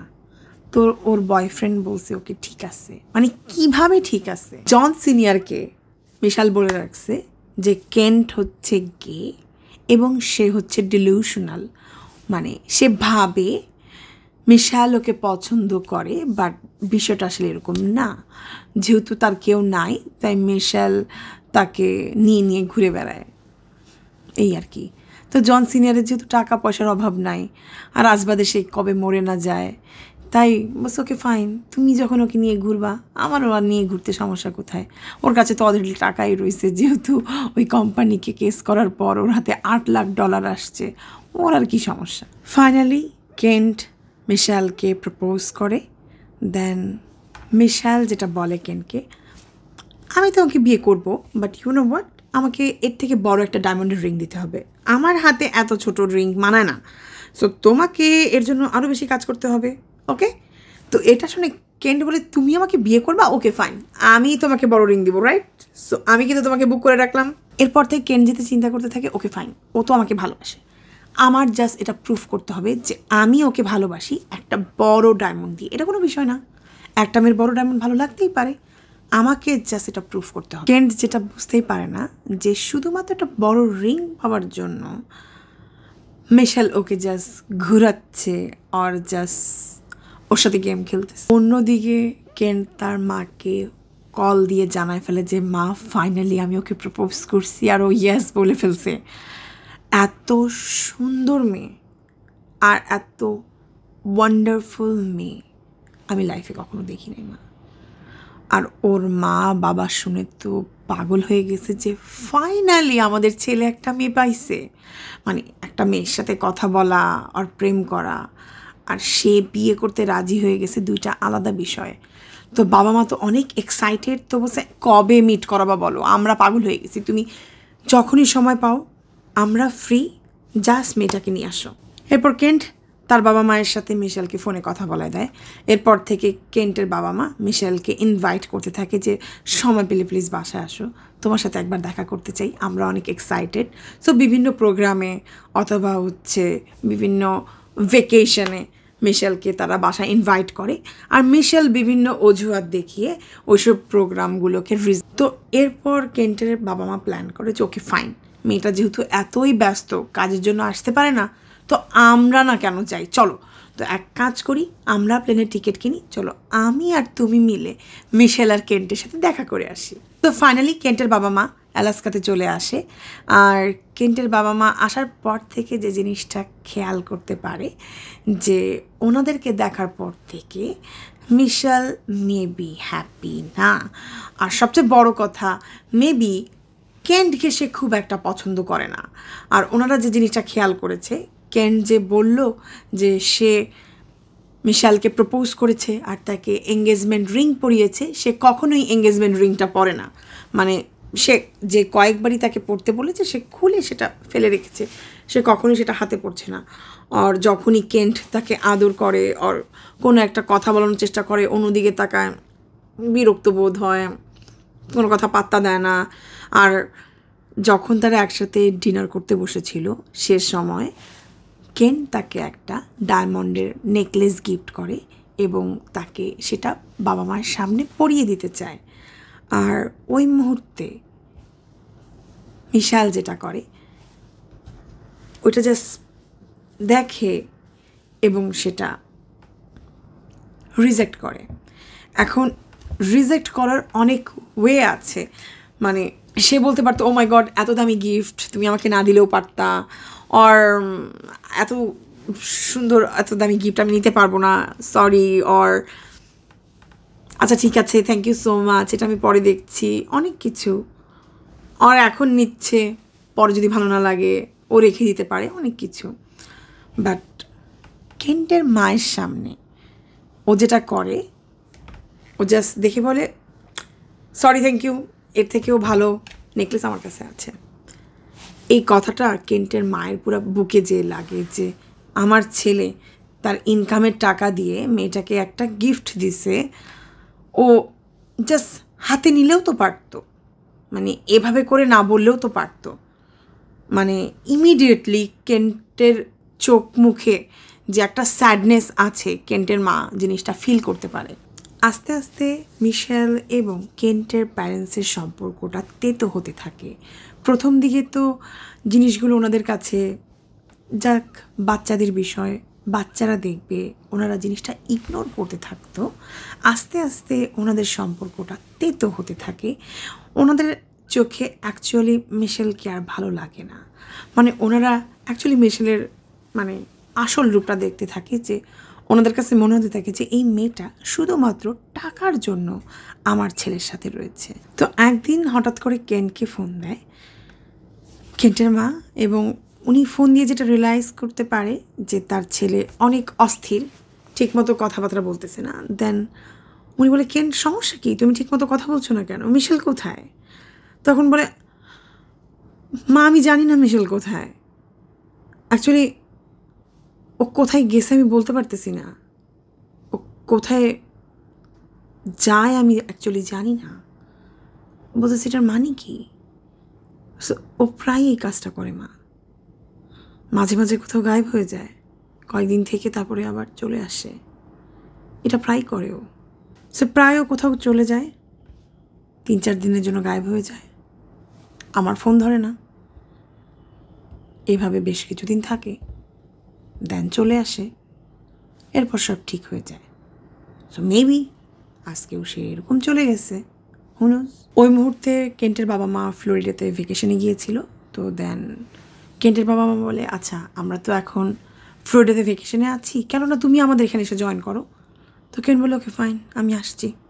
তো কেন্ট তখন ওর বাবা মার সাথে ভেকেশনে ফ্লোরিডাতে যায়। ওখানে যে 3 জন তাদের পার্সোনাল টাইম এনজয় করে। কেন্টের মা যেটা খেয়াল করে যে তার ছেলের ভিতরে অনেক চেঞ্জেস চলে আসছে, অনেক ওয়েট লুজ করে ফেলছে তার ছেলে, আর ওর ভিতরে অনেক মুড সুইং চলে আসছে, অনেক স্লিপি টাইপের হয়ে গেছে, ঠিকমতো কথাবার্তা বলে না, হঠাৎ হঠাৎ করে খেপে যায়। এরপর কেন্টের মা কেন্টকে যেটা বলতে থাকে যে বাবা তুমি আমাদেরকে বিশ্বাস করতে পারো, কী সমস্যা আমাদের সাথে শেয়ার করো। দেন কেন্ট যেটা বলে মা টাকা পয়সার সমস্যা, টাকা পয়সা আসলে আজ পর্যন্ত তোমাদের থেকে যত টাকা নিয়েছি বিজনেসের নাম করে, যত টাকা পয়সা আমি বিজনেসে লাগাবো বলে আমি ব্যবহার করেছি, আসলে আমি কিচ্ছু ব্যবহার করিনি, সব আমি মিশেলের পিছনে খরচ করেছি। ওর বাবা মা আকাশ থেকে পড়ছে, বলছে মানে বলছে মিশেল অলওয়েজ আমাকে বলেছে আমি তোমার ফিউচার ওয়াইফ, আমার উপরে খরচ করা মানেই তোমার উপরে খরচ করা, আর এটা আমি বিশ্বাস করেছি। ওর বাসা ঠিক করা, ওর জুয়েলারি কিনে দেওয়া, ওর গাড়ি কিনে দেওয়া, ওর পশু পাখির খরচ, সব কিছু আমি করেছি। আর এখন যখন বিয়ের কথা আমি আগানোর চেষ্টা করছি, মিশেল কখনোই কথাটা আগাচ্ছে না। মা আমি পুরোপুরি ফ্রাস্ট্রেটেড, মিশেল কি আমাকে বিয়ে করবে মা? আমি কি তাহলে ফেসে গেলাম? সো এই সব কিছু নিয়ে কেন্ট একেবারে দিশাহারা হয়ে যাচ্ছিল। সোর বাবা মা ওকে অনেক সান্ত্বনা দিতে থাকে। ফ্লোরিডা থেকে অ্যালাস্কাতে আসার বেশ কিছুদিন পর কেন্ট আর মিশেল এভাবে বেশ কিছুদিন থাকতে থাকে। এর কিছুদিন যাওয়ার পর কেন্ট যেটা জানতে পারে যে স্কট আসলে মিশেলের গে ফ্রেন্ড না, ওর আসলে এক্স ফিয়ন্সি ওর অনগোয়িং ফিয়ন্সি। যেটা জানতে পেরে ও অনেক কষ্ট পায় যে এত দিন ধরে মিশেল লিটারেলি ওকে ধোকায় রেখেছিল। শুধু যে ওর ফিয়ন্সি ওকে টাকার জন্য ইউজ করেছে সেটা তো না, মানে লিটারেলি ওরা যে দুজন একটা বাসায় থাকতো, দুজন দুজনকে গে ভাবতো, আর দুজন দুজনের সাথে এইভাবে থাকতো, সব কিছু মনে পড়ে ও একেবারে ভেঙে যায়। আমার মনে হয় কেন্টের ওই মুহূর্তেই ওকে ছেড়ে চলে যাওয়া উচিত ছিল। কেন্ট এই সব কিছু জানতে পারার পর ও এক্সট্রিম লেভেলে রেগে যায়। এরপর এই রাগ কন্ট্রোল করতে না পেরে ও মিশেলের সাথে অনেক বড় একটা ঝগড়া বাঁধায় এবং ঝগড়া শেষে কেন্ট মাপ চাইতে চাইতে পাগল হয়ে যায়। এই কারণে না যে সে মিশেলকে এক্সট্রিম লেভেলের ভালোবাসে, এই কারণে যে আমাকে মাপ করে দাও, আমি তোমার পার্সোনাল জিনিস তোমাকে না জিজ্ঞাসা করে দেখেছি, আমি তোমার পার্সোনাল বিলঙ্গিংস মানে না জেনে চেক আউট করে ফেলেছি, প্লিজ আমি দেখে ফেলেছি, এটার জন্য আমাকে মাফ করে দাও। লিটারেলি এই কারণে মিশেল ওকে শাস্তি দিয়েছে যে আমাকে না জিজ্ঞাসা করে আমার পার্সোনাল জিনিস তুমি দেখছো, মানে আমাকে না জিজ্ঞাসা করে তুমি আমার ইমেল চেক করছো, আমার প্রেমপত্র পড়ছো, একদম ঘর থেকে বের করে দেব। মানে এমনভাবে সে কেনকে শাসাইছে যে কেন যেন পাগল হয়ে যায় যে প্লিজ আমাকে মাফ করে দাও, তোমাকে ছাড়া আমি আর কিছু চাই না, প্লিজ তুমি আমাকে মাফ করে দাও, তুমি জাস্ট আমার জীবনে থাকো, আমি আর কিছু চাই না। সো একেবারে কেন্টের ধৈর্যের শেষ পর্যায়ে কেনকে নিয়ে যায়, আচ্ছা আসো আমার কাছে আসো, আর কিচ্ছু হবে না, মানে দেন আবার কেনকে ভালোবাসা শুরু করে দিয়েছে। যেন কেন চিন্তা করে ও মাই গড আমার গার্লফ্রেন্ড আমার লাইফে ফেরত চলে আসছে, আমি আর কিছু চাই না। লিটারলি কেন্টের সাথে মিশেল মাইন্ড গেম খেলতো, যেন মানে কেন মিশেল ছাড়া আর কিচ্ছু না চিন্তা করতে পারে। লিটারেলি কিন্তু এরকম টাইপের মেয়ে আছে দুনিয়াতে, অবশ্যই মিশেল তো আছেই, বাট আমাদের আশেপাশেও কিন্তু এরকম টাইপের মেয়েরা আছে যারা এইভাবে করে মানে ছেলেদের মাথাটাকে খেয়ে রাখে। এরপর মিশেল একটা ইমেল লেখে কেন্টকে যে কেন্ট, যেহেতু আমরা বিয়ে করতে যাচ্ছি, আমি মনে করি আমার মনের সব কথা তোমাকে একটা ইমেলের মাধ্যমে জানানো দরকার। আসলে আমি আর স্কট আসলে আগে ফিয়ন্সি ছিলাম, আমাদের একটা রিলেশনশিপ ছিল। আমার সাথে যখন স্কটের পরিচয় হয় তখন সে একটা রিবাউন্ড রিলেশনশিপে ছিল। সে তার আগের রিলেশনশিপ নিয়ে অনেক কনফিউজ ছিল। আমি ভেবেছিলাম আমি তাকে আমার মন প্রাণ দিয়ে অনেক ভালোবাসতাম, আমরা অনেকদিন এঙ্গেজ ছিলাম, আমরা ভেবেছিলাম আমরা দুজনকে অনেক ভালোবাসি। বাট আমি যেটা রিয়েলাইজ করতে পারি যে ভালোবাসা থেকে সবচেয়ে ইম্পর্টেন্ট দুজনের ভালো বন্ধু হওয়া, বাট যেটা আমরা দুজনের ছিলাম না। আর আমাদের এই রিলেশনশিপটা ওভার, আর এটা ওভারই থাকবে। আর আমি জানি একটা সময় আমি তোমার সাথে অনেক খারাপ ব্যবহার করেছি, আর এটার জন্য আমি অনেক গিল্টি ফিল করি, বাট আমি অনেক লাকি যে এরপরও তুমি আমার পাশে ছিলে, আছো এবং থাকবে। আর এটা আমার জন্য অনেক কিছু মিন করে। আর মাঝে মাঝে যে আমি চলে যাই তোমাকে ছেড়ে, আমি এত গিল্টি ফিল করি যে তোমাকে আমি এত কষ্ট দিয়েছি, এই গিল্টি থেকে মাঝে মাঝে আমি চলে যাই। মনে হয় একটা গ্যাপ নিলে মনে হয় আমি একটু রিফ্রেশ হয়ে ফিরতে পারবো, আর হয়তো বা এই রিফ্রেশনেস থেকে তোমাকে আমি আরও বেশি করে ভালোবাসতে পারবো। সো মাঝে মাঝে যদি চলে যাই প্লিজ মন খারাপ করো না, কারণ যখন আমি আসবো তখন আমি তোমাকে হয়তো বা আরও বেশি ভালোবাসবো। মিশেল অলওয়েজ কেনকে বলতো যে দেখো কখনো তুমি জনকে নিয়ে আমাকে সন্দেহ করবে না প্লিজ, কারণ সে শারীরিকভাবে অক্ষম, তার পক্ষে কোনো কিছু করাই সম্ভব না। যদিও বা এই কথাটা খুবই সিক্রেট আমার আর জনের, বাট এটা আমি তোমাকে না বলে পারছি না, প্লিজ তুমি এটা আবার জনের সাথে শেয়ার করো না, ও মনে খুব কষ্ট পাবে। ওর ব্লাড পয়জনিং হওয়ার পর থেকে ওর কিডনিও নষ্ট হয়ে গেছে, ও যে কোনো মুহূর্তে মারা যেতে পারে। জন সিনিয়র আমাকে এটাও বলে রেখেছে যদি সে কখনো মারা যায় আমি যেন তার ছেলেকে দেখে রাখি। তুমি সবসময় মনে রাখবে জন কিন্তু আমার ভাইয়ের মতো, ইভেন সে আমার বাবার মতো। এগুলো মেনে নেওয়ার পরও তুমি যদি আমাকে বিয়ে করতে চাও তাহলে আমি রাজি, আমি তোমাকে এক্ষুনি বিয়ে করতে রাজি, আমাদের প্যারেন্টসের দরকার নেই, চলো আমরা এখনই বিয়ে করে ফেলি। এরপর কেন্ট ওর বাবা মাকে কল দিয়ে জানায় যে না মিশেল ওকে বিয়ে করতে রাজি হয়ে গেছে ফাইনালি। সো ও অনেক হ্যাপি, ওর বাবা মা যেন বিয়ের ওর প্ল্যানিং করা আবার স্টার্ট করে দেয়। আমি বলবো কেন্ট অনেক কাইন্ড হার্টেড, বিকজ যখন ও অ্যাকচুয়ালি জেনে গেছে যে স্কট অ্যাকচুয়ালি কে না, মিশেল ওকে বানিয়ে রাখছিল, আর মিশেল ওকে মিথ্যা বলেছিল স্কট ছিল হচ্ছে মিশেলের ফিয়ন্সি, এটা জানার পর ও স্কটকে একটা ইমেল লেখে এবং সে তার কাছে সরি ফিল করে এবং ওকে যেটা জানায় যে আসলে আমি জানতাম না যে তোমরা ফিয়ন্সি ছেলে, যদি থাকতে আমি তাহলে তোমাদের ভিতরে আসতাম না, আর এই বাসাতে আমি মুভ করতাম না। সো আমাদের ভিতরে একটা মিসআন্ডারস্ট্যান্ডিং হয়ে গিয়েছিল। সো যাই হোক, যেহেতু আমি মিশেলকে পছন্দ করি, রাইট নাও মিশেলও আমাকে পছন্দ করে, আর আমরা বিয়ে করতে যাচ্ছি, আমাদের নতুন একটা লাইফ স্টার্ট করতে যাচ্ছি। সো আমি ভাবলাম তোমার সাথে আমার যদি কোনো মিসআন্ডারস্ট্যান্ডিং থেকে থাকে, সো আমি সেই জিনিসটা ক্লিয়ার আপ করে রাখতে চাচ্ছি। সো সে স্কটের সাথে ইমেল দিয়ে নিজের রিলেশনশিপটা একটু ক্লিয়ার আউট করে নেয়। ইভেন মিস্টার জন সিনিয়রকেও সে একটা ইমেল লেখে। কেন যে মেলটা লিখে জন সিনিয়রকে যে আমি প্রথমবার যখন মিশেলকে দেখি আমি লিটারেলি ওর প্রেমে পড়ে যাই। আমি জানি ও যেখানে কাজ করে সেই জায়গাতে প্রেমে পড়াটা খুবই স্ট্রেঞ্জ, বাট ও যখন ডান্স করতো আমি ওর অন্য কোনো দিকে না তাকিয়ে জাস্ট ওর চোখের দিকে তাকিয়ে থাকতাম, বিকজ ওর চোখ এতটাই সুন্দর। আমি একদম প্রথম থেকেই জানতাম যে আমাদের দুজনের বিয়ে অবশ্যই হবে। ওর সাথে আমার পরিচয়ের 1 মাসের ভিতরে ওকে আমি প্রপোজ করি ডায়মন্ডের রিং দিয়ে, আর আমরা প্রথম থেকেই আমাদের ফিউচার নিয়ে চিন্তা করতাম।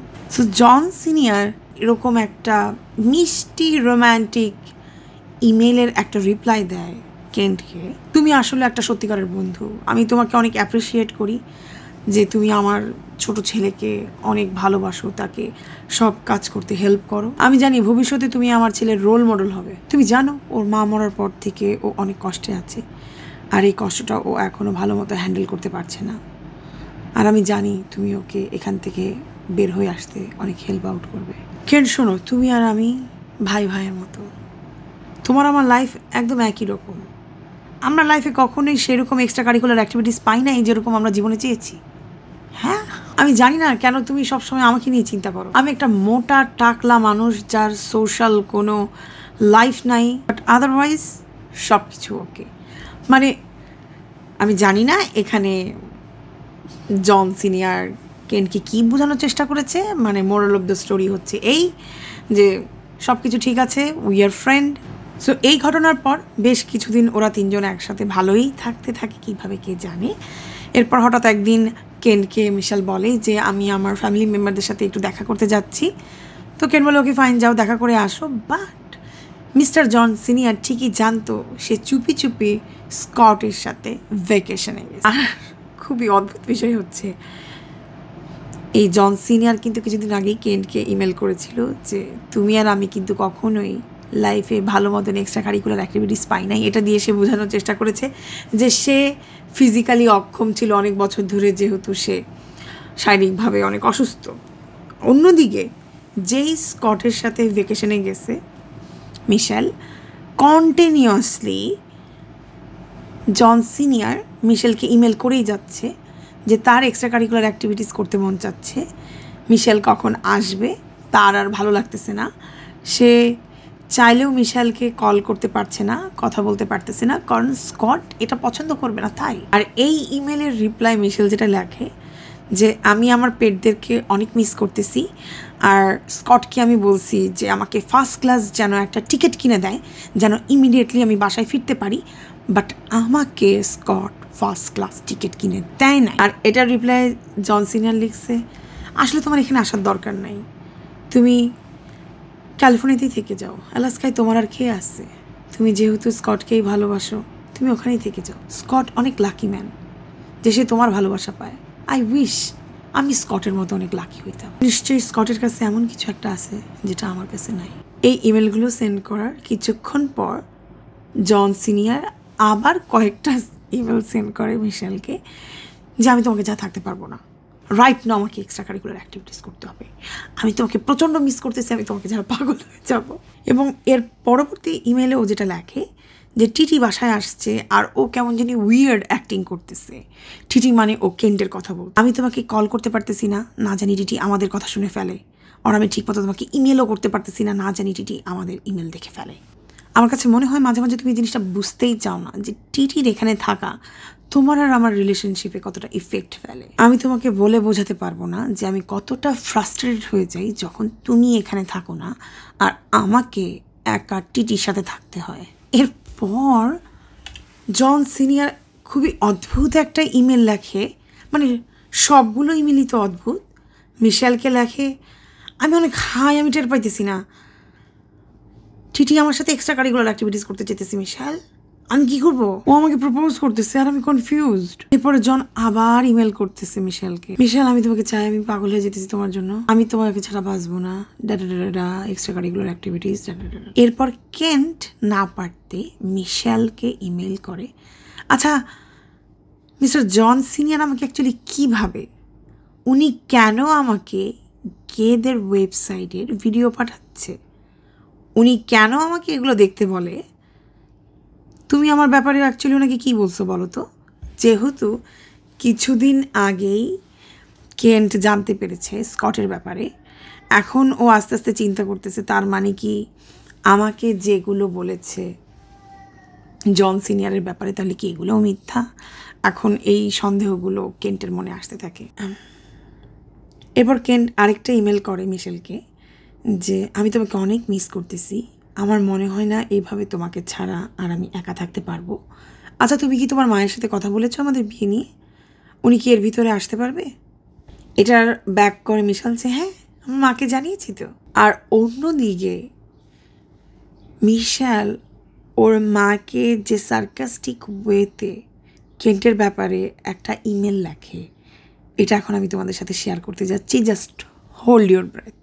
মা, আমি কেন্টের মাকে বলেছি যে তুমি আমাকে কখনো ভালোবাসো নাই, কখনো না। আমি ওদেরকে বলছি যে তুমি শুধু তোমার মেয়েদেরকে ভালোবাসো, আমাকে এক ফোঁটা ভালোবাসো নাই, আর আমি তোমাদের আসল মেয়ে না। আমি ওদেরকে বলছি আমি তোমার এক কাজিনের মেয়ে, যখন তার 14 বছর বয়স অ্যাক্সিডেন্টলি সে প্রেগনেন্ট হয়ে যায়। এখন এই বাচ্চাটা নিয়ে ওরা কি করবে ওরা বুঝতে পারতেছিল না। তো তোমার যেহেতু বিয়ে হয়ে গেছে, সো তুমি একটা চাইলেই বাচ্চা পালতেই পারো, তাই না পারতে ওরা আমাকে দিয়ে দিছে পালার জন্য। সো তুমি সবাইকে বলে বেড়ো আমি তোমার তৃতীয় মেয়ে। পুরো ফ্যামিলি আমাকে নিয়ে সাফার করে, কারণ ওই কাজিনটার বড় ভাই, তার মানে ওই মেয়েটার আপন বড় ভাই ওকে প্রেগনেন্ট করে ফেলছিল। সো এই ছোট বাচ্চাটাকে নিয়ে সবাই অনেক লজ্জা পায়, যে কারণে আমার মুখ কেউ দেখতে চায় না, যে কারণে ছোটোবেলা থেকে তুমি আমাকে নেগলেক্ট করতে, তাই শেষমেশ আমার জায়গা হয়েছে এই নাইট ক্লাবে। আমার এসব দুঃখের কথা শোনার পরে তো ওরা পুরো ইমোশনাল হয়ে গেল। লিটারেলি আমার ব্যাপারে আরও জানার জন্য আমার কাছে ভিক্ষা চাচ্ছিল আমার ইনফরমেশন, যে প্লিজ মিশেল বলো কি হয়েছিল, তোমার সাথে কি হয়েছিল। তো আমি এর ভিতর আরেকটু সস দিয়ে বললাম যে আমি তো এখানে ইচ্ছা করে আসিনি, আমাকে পতিতালয়ে বিক্রি করে দেওয়া হয়েছিল। এই পতিতালয় থেকে আমাকে এক ফিশারম্যান রক্ষা করেছিল, আর সেখান থেকেই আমার পরিচয় আপনার ছেলে কেন্টের সাথে। আর যখন আমার কেন্টের সাথে পরিচয় হয়, মাই ডেস্টিনি বিকেম ক্লিয়ার। কেন্টকে দেখার সাথে সাথে আমার লিটারেলি মনে হলো আমি একটা এঞ্জেল দেখতে পেয়েছি। আমার মনে হলো আমার দুঃখ দুর্দশা সব কিছু চলে গেছে। আমার মনে হলো আমার কোনো কষ্ট আমাকে আর স্পর্শ করতে পারবে না। কেন্ট সেই পুরুষ যে আমাকে শিখিয়েছে অ্যাকচুয়ালি ট্রু লাভ কি।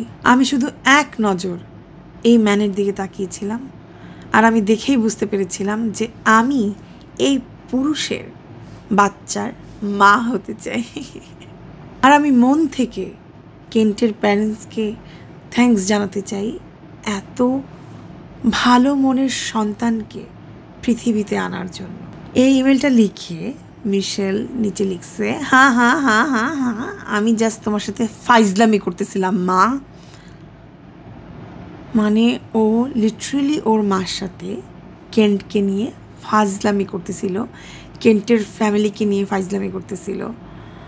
মানে ও যে কেন্টকে পাত্তাই দেয় না, মানে কেন্ট ওর জন্য কিছুই না, মানে জাস্ট ওর জন্য একটা পিগি ব্যাংক। যখন টাকার প্রয়োজন হয় জাস্ট কেন্টের থেকে টাকা নাও, দেন কেন্টকে লাথি মেরে দূরে সরাই দাও, আর কিচ্ছু না। সো কেন্টকে এত সুন্দর লাভি লাভি একটা ইমেল লেখার কিছুদিনের ভিতরেই মিশেল তার জন্য $1 মিলিয়ন একটা লাইফ ইন্স্যুরেন্স পারচেস করে, আর নিজের জন্য $1.5 লাখ একটা লাইফ ইন্স্যুরেন্স পারচেস করে। আর প্রথম যে লাইফ ইন্স্যুরেন্স প্রিমিয়ামটা ভরতে হয় ও দুজনেরটাই ভরে দেয়। সো এরপর এই পেপারসগুলো নিয়ে কেন্টের কাছে যায় মিশেল, আর যে কেন্টকে জানায় যে ইউ নো হোয়াট, আমার গ্র্যান্ডফাদার আমাদেরকে প্রি ওয়েডিং গিফট দিছে তোমার জন্য আর আমার জন্য, আমাদের দুজনের লাইফ ইন্স্যুরেন্স। আমি জানি না কেন্ট এটা কীভাবে নিছে, বাট এটা ভেবে অ্যাটলিস্ট হ্যাপি যে মিশেলের গ্র্যান্ডফাদার অ্যাটলিস্ট ওদেরকে অ্যাকসেপ্ট করছে। আমার যদি কোনো একটা লাইফ ইন্স্যুরেন্স থাকে আর আমি যদি কাউকে নমিনি বানাতে চাই, আমি যতদূর জানি এটার জন্য কিন্তু আমি একটা সাইন দিব যে হ্যাঁ আমি তাকে নমিনি বানাচ্ছি। সো এটার জন্য অবশ্যই মিশেল কিন্তু দেখা যাবে কেন্টের সাইন নিয়েছে, বাট আমি শিওর না ওই মুহূর্তে কেন্ট কি দেখে নাই যে 80% যে মিশেল নিয়ে নিচ্ছে আর 20% সে তার প্যারেন্টসকে দিচ্ছে।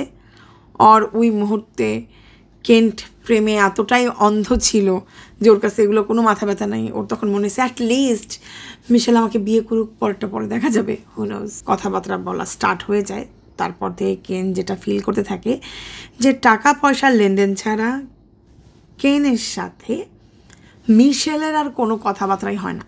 এখন কেন্ট লিটারেলি ফিল করতে পারতেছে যে মিশেল মনে হয় আমাকে ভালোবাসে না। কন্টিনিউয়াসলি ওর সব কথার ভিতরেই শুধু টাকা টাকা টাকা টাকা টাকা ছাড়াও তো আমার সাথে আর কোনো কথাই বলে না। ওর আর মিশেলের যত ইমেল আছে সেগুলো চেক করতে থাকে যে অ্যাকচুয়ালি আমার ফিয়ন্সি আমাকে কি পাঠায়, এগুলো একটু পড়ে দেখি যে এগুলো কি আসলে প্রেমের ইমেল নাকি শুধু ওটা আমাকে টাকা চেয়েই পাঠায়। সো ও যেটা দেখে যে রিসেন্ট যে ইমেলটা পাঠায় রাখছে ওকে মিশেল, যে $2000 পাঠানোর কথা ছিল যেটা দিয়ে আমি ড্রেস কিনবো, আর তুমি জানো যে টিয়ারা কিনতে হবে, সেটার জন্য $500 পাঠানোর কথা তোমার। তুমি সেই টাকা তো পাঠাওই নাই, আমি ওয়েট করতেছি তোমার জন্য। এই টাকাটা তোমার দেওয়ার কথা, কেন আমার চাওয়া লাগবে? আমাকে বিরক্ত করবে না, আমাকে একটা এক্স্যাক্ট টাইম বলো যে কখন এবং কোথায় তুমি আমাকে টাকাটা পাঠাবে। ইমেল ওপেন করে দেখলো ওখানে লেখা যে টাইলস ওয়ার্কিংয়ের জন্য কে টাকা দিবে, আর ভেট বিলের জন্য, বাসার কিচেনের জন্য তো তুমি একদমই টাকা পাঠাও নাই, সেগুলোর জন্য কে টাকা দিবে। মানে কথাগুলো এমনভাবে লিখছে যে ওকে থ্রেট দেওয়া হচ্ছে যে তুমি কেন টাকা পাঠাচ্ছ না, হ্যাঁ বলছিলে তুমি আমাকে টাকা পাঠাবা, বাট তুমি এখনও টাকা পাঠাও নাই। তুমি বলছিলে আমাকে চিন্তা করতে না, তাহলে এখন আমি ওয়েট করছি আর তোমার কাছে টাকা চাইছি, তাই তুমি আমাকে ওয়েট করতে বলছো আর আমি ওয়েট করছি, এখন টাকা চাচ্ছি আর তুমি দিচ্ছ না, আমি ওয়েট করছি, এটা কি হচ্ছে? তোমাকে আমি একটা পাখির খাঁচা দেখিয়েছিলাম, তুমি বলছিলে এটা নিয়ে নাও। তুমি যখন টাকাই দাও না তো আমি কীভাবে নিব? যখন তুমি টাকাই পাঠাবা না তাহলে আমাকে নিতে কেন বললা? মানে ও একটা ওকে পিকচার দেখাইছিল যে আমি কি এটা নিব, তো কেন্ট ওকে বলছিল ওকে নাও। তো যেহেতু কেন্ট ওকে বলছিল নাও, তো মিশেলের মতে তুমি যেহেতু বলছো নাও, এর মানে টাকাটা তোমাকেই দিতে হবে। সো যেহেতু টাকাটা কেন্ট এখনও দেয় নাই, সো এটা তোমার এখন দায়িত্ব এই টাকাটা দেওয়া। সো সব কিছু চিন্তা করার জন্য কেন্ট একটু টাইম নেয়। দেন ও মিশেলকে রিপ্লাই দেয় যে তুমি ঠিক বলছো, আমার ভুল হয়ে গেছে, আমি সব কিছু ঠিক করে দিচ্ছি। সো কেন যখন কাজ থেকে ফিরে বাসায় আসে আর ও প্ল্যান করে যে মিশেলকে ও টাকা হাতে তুলে দিবে যেন সে ইচ্ছা মতো খরচ করে সে ওয়েডিং ড্রেস কিনতে পারে, পাখির খাঁচা কিনতে পারে, ওর বাসাটা নিজের মতো করে গুছিয়ে নিতে পারে বিয়ের আগে। এসে দেখে মিশেল আবার গায়েব হয়ে গেছে, ওকে কোথাও খুঁজে পাওয়া যাচ্ছে না। সো না পারতে ফ্রাস্ট্রেশনের চোটে কেন্ট ওর মাকে ফোন দিয়ে কান্না গলায় বলে, মা আমি আবার মিশেলকে কোথাও খুঁজে পাচ্ছি না, ও জানি আবার কোথায় চলে গেছে। এইবার কেন্ট যেটা নোটিস করে যে মিশেল শুধু এবার একা যায় নাই, এবার ঘরের অনেক দামি জিনিসপত্র গায়েব। মানে কার খুঁজে পাচ্ছে না, কম্পিউটারটা খুঁজে পাচ্ছে না, ঘরের অ্যান্টিক একটা দামি কার্পেট খুঁজে পাচ্ছে না। 1994 সালের সময়ের একটা স্ট্যাচু ছিল যেটার দাম $5000, সেটাও গায়েব হয়ে গেছে। সো সামহাও কেন্ট অন্য কারো মনে হয় কম্পিউটার জোগাড় করে, দেন মিশেলকে ইমেল করে বলে যে আমার কম্পিউটার কোথায়, কী করছো তুমি এগুলা, বা বাকি জিনিসপত্র কোথায়? তো মিশেল ওকে জাস্ট ইমেল করে জাস্ট চিল হও, আমি এগুলো নিয়ে পালাই নাই, কম্পিউটার ঠিক করতে দিচ্ছি, তোমার কম্পিউটার নষ্ট হয়ে গেছে, আর যে এন্টিক রাগ বলতেছো জিনিসটা একদম নোংরা, তাই বিয়ের আগে এটাকে পরিষ্কার করতে দিচ্ছি।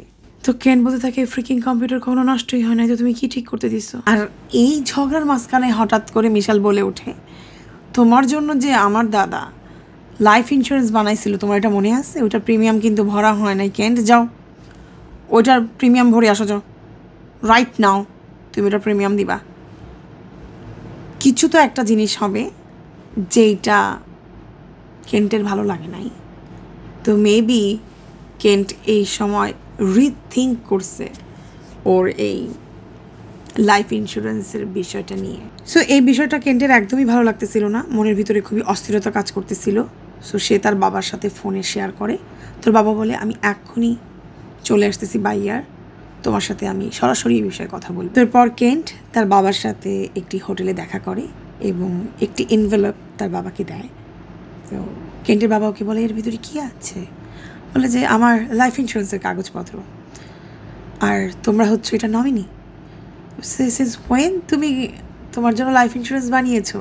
সে আমি বানাই নাই, মিশেলের দাদা এটা আমাদের জন্য গিফট করছে। বলছে মিশেলের দাদা তোমাকে লাইফ ইন্স্যুরেন্সের পেপার কেন গিফট করবে? বলছে এটা আমাদের প্রি ওয়েডিং গিফট। বলছে কারো দাদা তার নাতির বিয়েতে লাইফ ইন্স্যুরেন্সের পেপার গিফট করে? আমি এটা জীবনে প্রথম শুনলাম। কেন্ট তখন বাবাকে বলে, কোনো সমস্যা নেই বাবা, বিষয়টা আমি দেখতেছি। দেন কেন্ট তার মাকে কল দিয়ে বলে, মা মিশেলকে তো আমি আর খুঁজে পাচ্ছি না, আমার মনে হয় মিশেল হোপ নামের একটা এরিয়াতে ঘুরতে গেছে। হোপ হচ্ছে অ্যালাস্কার খুব স্মল একটা টাউন, যেখানে অ্যাকচুয়ালি ঘোরার মতো কিছুই নাই। মানে 1994 সালের কথা বলছি। আর কয়েক বছর আগেই কেন্টের মা একবার সেখানে ঘুরতে গিয়েছিল, আর সেখানে যে তার খুবই বাজে একটা অভিজ্ঞতা হয়, কজ সেখানে যে সে কোনোভাবেই একটা দিনও কাটাতে পারে নাই। সো তখন কেন্টের মা যেটা বলে কেনকে, হানি তুমি কখনো গেছো হোপে? পরে কেন বলতেছে, না মা কেন? কয়েক বছর আগে আমি আর তোমার বাবা গিয়েছিলাম ওখানে ঘুরতে, ওখানে লিটারেলি কিচ্ছু নাই, এটা খুবই স্মল একটা ভিলেজ। তোমার কেন মনে হয় মিশেল ওখানে ঘুরতে যাবে? ওটা ভেকেশন করার মতো কোনো জায়গাই না। মিশেলের মতো একটা স্মার্ট একটা মেয়ে ওখানে কী করবে? মিশেলের ওখানে একটা নিজস্ব ক্যাবিন আছে, সে ওখানে একটা ক্যাবিন কিনেছে। মা এত জায়গা থাকতে মিশেল কেন ওখানে ক্যাবিন পারচেস করতে যাবে? বাবা আমি তো ওখানে ঘুরে আসছি, ওখানে ক্যাবিন তো কিনতেই পাওয়া যায় না, ওখানে ওরকম কোনো প্লেসই নাই। আর মিশেল তোমাকে বলছে আর তুমি এটা কেন বিশ্বাস করতেছো? মা তো বলছি যে ওখানে এরকম কোনো জায়গাই নাই। মা আমি শুনছি ওখানে আছে, মেবি তোমাদের সময় ওগুলো ছিল না, এখন এগুলো হয়েছে। এগুলো শোনার পর থেকে কেন্টের মার একদমই কিচ্ছুই ভালো লাগতেছিল না, ওনার খুবই অস্থির লাগতেছিল। আর এর ভিতরে কেন্ট বলে উঠে, বাই দ্য ওয়ে মিশেলের গ্র্যান্ডফাদার আমার জন্য $1 মিলিয়ন একটা লাইফ ইন্স্যুরেন্স পারচেস করছে। আর এটা শুনে কেন্টের মার বুকটা আরও ধরপড় করে উঠে যে মিশেলের দাদা কেন তোমার জন্য একটা $1 মিলিয়ন লাইফ ইন্স্যুরেন্স পারচেস করবে? আর এরপর তোমাকে এরকম একটা জায়গায় যেতে বলতেছি মিশেল, যেখানে কোনো ক্যাবিন নাই। তোমার কাছে কি সব কিছু খুবই একটু অন্যরকম লাগতেছে না? বাবা এক কাজ করো, বাবা তুমি রাইট নাও আমার কাছে আসো, আমরা তিনজন একসাথে বসি, দেন আমরা তিনজন একসাথে যাই, চলো আমরা তিনজন একসাথে যাই, ঠান্ডা মাথায় একসাথে প্ল্যান করি। না মা, আমি আগে যাব, মিশেলকে নিয়ে আসবো, দেন সব কথা। তুমি এই ব্যাপারে আমাকে আর প্লিজ আমাকে তুমি প্লিজ ডিস্টার্ব করবো না মা। বাবা প্লিজ মায়ের কথা বোঝার চেষ্টা করো, আমরা তিনজন একসাথে যাব, মাথা ঠান্ডা করো, বাবার সাথে তুমি প্লিজ মায়ের কাছে চলে আসো। বারবার কেন্টকে রিকোয়েস্ট করতে থাকে, বাবা একলা যেও না, মায়ের একটা কথা শোনো, তুমি একলা যেও না, আমি তোমাকে গ্যারান্টি দিতে পারি ওখানে মিশেল নাই, তুমি ওখানে তুমি মিশেলকে পাবা না বাবা।